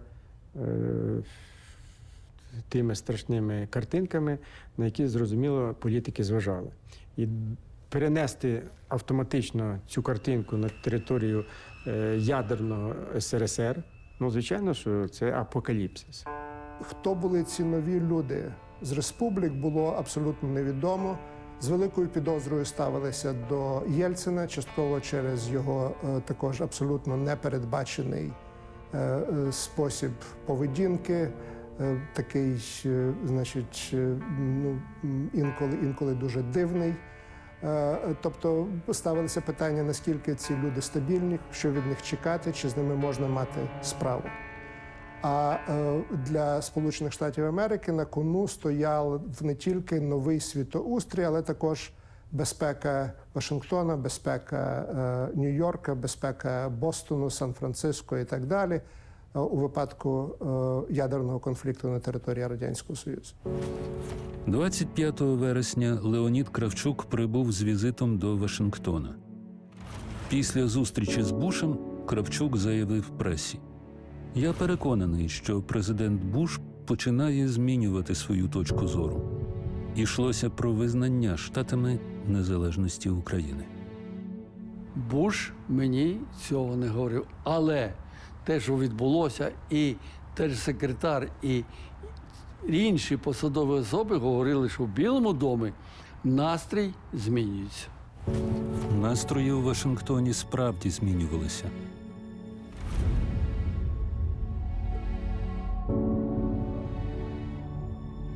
The vote is going to be on Sunday, December 1st. The United States is celebrating Thanksgiving the Thursday before. So the White House sets up this meeting, the heads of the churches, the heads of organizations and so forth. Nadia thought one McConnell is enough, so I was the one that went. I was at the meeting, yeah, I was at the meeting. It was a cross-section of Ukrainian Americans, organizations and individuals. President Bush came into the Roosevelt room. Everybody was sitting around the table. He was here, I was here, people all around. Brent Scowcroft, National Security Advisor, is down at the end of the table. And at some point, he said, if Ukraine votes for independence, well, that if jumped out at me like, you don't know they're going to vote for independence? But I mean, he said if. There are 6 things I'm going to want before I will recognize Ukraine independence. So I start writing them down. I do recall that the president made a commitment to Ukraine and Ukrainian independence. A news story leaked for the next day that the president said he would, support Ukraine independence, etc. And I think some of the Ukrainian Americans mentioned that in the news conference afterwards. Well, one time I'm writing him down and he says, "You got that?" I said, "Just a minute, Finish writing. I'm the only one in the room writing. So I left the meeting and I went straight back to my office. I remember other people went out and were talking to the press. Відбулася, витік інформації про приватну розмову між Бушем, представниками його команди, які займалися зовнішньою політикою, і керівниками української діаспори, де не прямо, але досить чітко було сказано про те, що якщо референдум відбувається, Сполучені Штати Америки визнають Україну. The point is that story was leaked and it was in the media, and I was told afterwards that story played in Ukraine, and it gave a lot of incentive to people and hope that for a referendum, because the United States would support Ukrainian independence. Я тоді об'їздила багато областей. Просто щоб знати не тільки те, що в Києві відбувається, але і в Західній, і в Центральній, і в Східній, і в Південній. Були і в Одесі, і в Харкові, і в Тернополі. І майже всі на питання, як ви будете голосувати на референдум, відповідали, що вони будуть голосувати за незалежність. І я тоді питалася, а чому? І відповіді були різноманітні. Це не було формальне опитування, це було просто в дорозі постійно когось все питаєшся. Чи таксиста, чи якісь там інтерв'ю береш, голова міськради, чи десь заходиш, просто всіх питалися по черзі. И как вы будете голосовать на референдуме по поводу независимости? За независимость. Тільки за самостійну Україну, тільки. Обязательно, только независимо. Почему? Почему? Ну как, надо уже жить по-человечески, сколько можно. Я знаю, что Украина была колонией на протяжении всех наших лет. За вільну Україну. Я буду голосовать за независимость Украины. Почему? Ну, моя точка зрения такова, что самостоятельная Украина, она, в перспективе имеет больше шансов на успех. Були дискусії, чи буде кваліфікована більшість, чи трошки менше, чи трошки більше. Тобто 67%, чи 65%, чи 70%, от таке приблизно. Я вообще за союз. Почему? Не знаю. Спасибо за союз. А почему? Наверное, мы еще умом не дошли до того, чтобы жить всем вместе. Сначала научимся жить порознь. Передбачала, що буде позитивний результат. Але наскільки позитивний, це було приємне, несподіванка, скажімо так. Галина Старовойтова розповідала мені потім, що вона буквально в останні дні переконала Бориса Єльцина. Вона була тоді його радницею. Вона зустрілася з ним і сказала йому: Борисе Миколаївичу, як ви збираєтеся голосувати на неминучість української незалежності після 1 грудня? Він сказав: Галина Васильівна, яка незалежність? Я перепрошую. Вони не проголосують незалежність. Як ви собі уявляєте, щоб українці проголосували за розрив з російським народом? І вона йому тоді показала свою соціологію. В неї була якась соціологія, яка абсолютно чітко засвідчувала, що буде голосування. І тоді Єльцин замислився про те, як йому реагувати після цього. Він навіть про це не думав.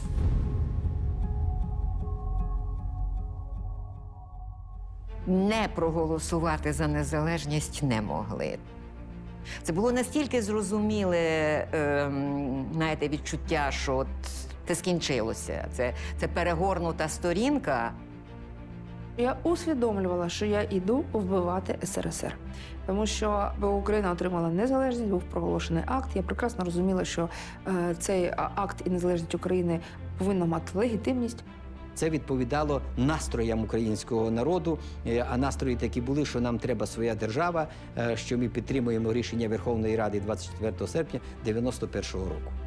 На мій погляд, три частини складових цієї неймовірної більшості, ну тобто 30%, які мріяли про незалежність українців, які думали про незалежність, які знали всю історію, і це питань немає, це 30%. 30% людей, які думали, що Україна негайно стане Швейцарією. Ну і 30% – це люди, які йдуть за течією. Ну, тут треба в чергове віддати належний Леоніду Макаровичу і комуністам, і керівникам підприємств, бо багато людей голосувало, як начальство скаже. У нас у селі, не дай Бог, хтось не прийшов на вибори, так це ж ледь не ворог народу. І дільничі, і голова сільської ради бігають по всьому селу, шукають того конюха Петра, який забув прийти проголосувати. Як це так? Явка мала бути 99,9. І всі знали, раз начальство сказало, треба йти і ставити птичку там, де сказала начальство. Для мене було важливіше наслідки референдуму, ніж наслідки голосування за президента. Скажу чому. Я знав, що за мене проголосують. А от за референдум я мав сумніви. Дзвонить голова ЦВК, не пам'ятаю, і каже, що Леонід Макарович, ви перемогли. Я тут же йому запитання, а як референдум? І коли він назвав цифру майже 91%, я сам собі зааплодував. Все було завершено. Останній ця домовина Радянської імперії був забитий українцями 1 грудня 91-го року на всеукраїнському референдумі, який підтримав проголошення акту про незалежну Україну. Ja od dziada, rodzica zawsze słyszałem, nie ma wolnej Polski bez wolnej Ukrainy. I nawet nie sympatia, tylko logika mówiła, że ten sąsiad obok musi być podobny, bo w podobnych zasadach wtedy się grzecznie, ładnie rozwijamy. A jak są różnice, jak są waśnie, no to są nieprzyjemności i tak dalej. I tak było w naszej historii. I w związku z tym byłem całkowicie przekonany, jestem przekonany, że nie ma wolnej Polski bez wolnej Ukrainy. Trzeba wszystko zrobić, aby Ukraina jak najszybciej dołączyła do wolnych narodów. Wtedy będzie i pokój, spokój i fajnie między nami działo. Jak skończyło się referendum, to potrzebny był wiceminister spraw zagranicznych, żeby formalnie wysłał notę uznającą, prawda? I to wszystko było przygotowane, ale tego ministra nie można było znaleźć w wieczór, w niedzielę, no ale jakoś go w końcu znaleziono i dzięki temu wygraliśmy z premierem Kanady. I muszę powiedzieć, że to zwycięstwo było takie bardzo słodkie dla nas. Павличко привів до мене додому консули Канади і Польщі, і ми за столом в квартирі організували стіл, сіли за стіл і святкували визнання України. І от там була ця розмова. А хто ж перший? Польща чи Канада?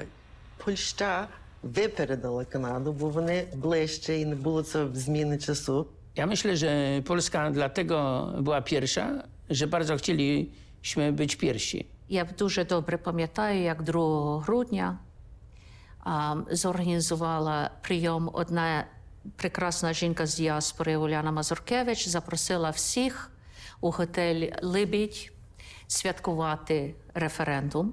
І в один прекрасний момент оркестр перестає грати. І хтось до мікрофону підходить, каже, в нас тепер буде дуже важливе повідомлення. І запрошуємо до мікрофону консула Канади Нестора Гайовського. Нестор там іде з паперами і читає. Першу англійською мовою, тоді переклад на українську мову, що Канада офіційно визнає результати референдуму. Всі почали плакати, всі почали співати гімн України, радіти. І тоді ми зрозуміли, що це як уже така держава, як Канада, нас визнала, вже нема повороту назад. Канада все каже, ми є перша західна країна, яка визнала українську незалежність.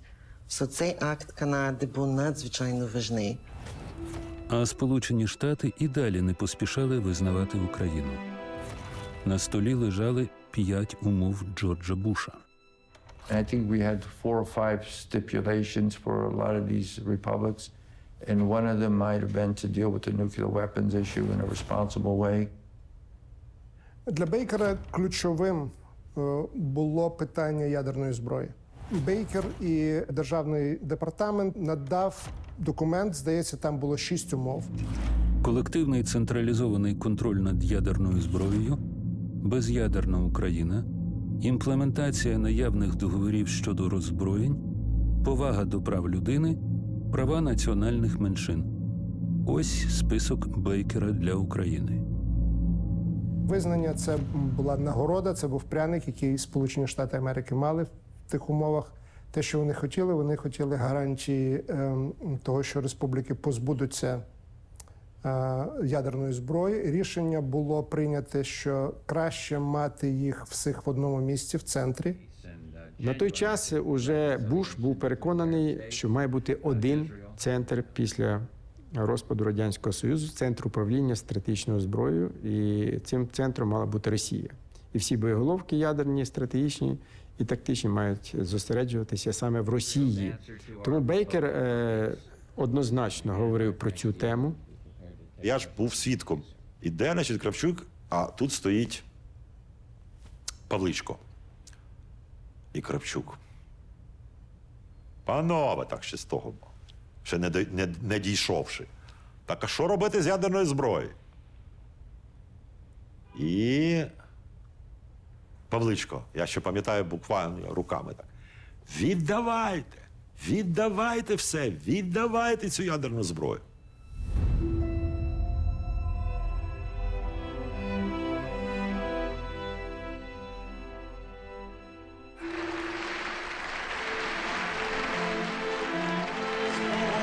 Для принесення присяги надається президенту України Леоніду Макаровичу Кравчуку. Урочисто присягаю народові України при здійсненні повноважень Президента України суворо додержуватися Конституції і законів України, поважати та охороняти права і свободи людини і громадянина, захищати суверенітет України, сумлінно виконувати покладені на мене високі обов'язки. У цій новій якості Кравчук через пару днів полетів на зустріч із Шушкевичем та Єльциним. Зустріч планувалася з доволі рутинним порядком денним. Енергоносії, зима, газ. Але був ще один особливий момент. У Біловезьку пущу Єльцин прилетів з місією від Горбачова. Горбачев говорит: могу я тебя попросить, Борис? Горбачев на «ты» всегда общался с соратниками. Значит, как бы убедить Кравчука вернуться к теме «Новый союзный договор» в новых обстоятельствах уже правовых, исторических. И постараемся как-то найти уже компромисс здесь, на основании каких идей, какого текста это можно было бы сделать. Ми сіли за стіл переговорів. Борис Миколайович каже: Леонід Макарович, мені Горбачов доручив, дослівно доручив, звернутися до вас з одним запитанням. Кажу: будь ласка. Чи погодиться Україна підписати новий союзний договір, якщо Москва, центральний уряд, врахує всі ваші пропозиції в проєкті цього договору? Леонид Кравчук очень спокойно, подчеркиваю, и очень решительно и уверенно заявляет, вот практически заявляет следующее. Борис Николаевич, это исключено. Я даже права не имею на эту тему что-то обсуждать. Я йому говорю, Борис Миколаївич, аби, скажімо, ви мені це сказали 2 місяці назад, я б сказав, дайте мені час. Я поїду в Київ, попрошу, щоб скликали Верховну Раду. Я їм поставлю питання, що от є така пропозиція, як ви поставитесь. І тоді я б дав би вам відповідь. А зараз у мене відповідь готова. Український народ на референдумі проголосував за незалежність і обрав мене президентом, щоб я їх волю виконував. Леонид Макарович со свойственной ему иногда такой прямотой и категоричностью говорит: Борис Николаевич, я же вам объясняю. Вот сегодня для меня, я, говорит, не знаю вообще, кто такой Горбачев. Входит в этот, ну, как бы такой энтузиазм, да, раж кравчуковский, голос у него крепчет, и он говорит, я вообще не знаю, где находится какой-то там Кремль. Я этого не знаю. Обескураживающее признание, совершенно неожиданная категоричность. Ну, пауза. Ну, безмолвие. Дивіться на мене. Бачу, що не дуже переконливо. Я говорю, Борис Миколаївич, аби в Росії, кажу, от так сталося. І народ Росії обрав вас президентом і на референдумі проголосив незалежність і доручив вам виконувати волю. А я вам запропонував підписати договір. Кого ви послухали, свій народ чи мене? Чи Горбачова?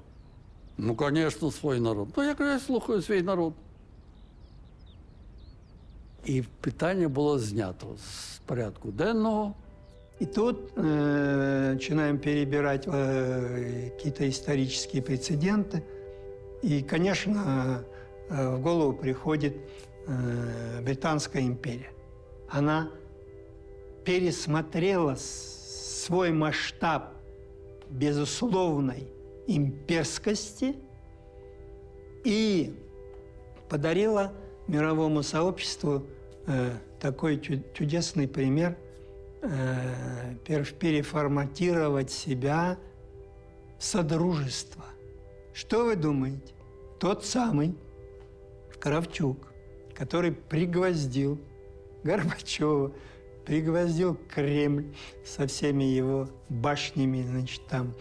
И он вдруг как бы расцветает, он вдруг встрепенулся и говорит, так это же прекрасное понятие, да, содружества. Почему нам не дружить-то? І дуже багато часу зайняло положення про те, що Радянський Союз як геополітична система, як суб'єкт міжнародного права перестає існувати. Оце формулювання в першому вигляді запропонував Бурбуліс. Знаете, есть такая... Великие поэты, они не сочиняют ни одной рифмы, ни одного стиха. Они музыку сфер слушают, они музыку Вселенной слушают. Но, с другой стороны, а чего тут восторгаться-то? Ведь банально же я сказал. Стороны, там, учредившие в 22 году Союз СССР, констатируют, что Союз СССР как субъект международного права и как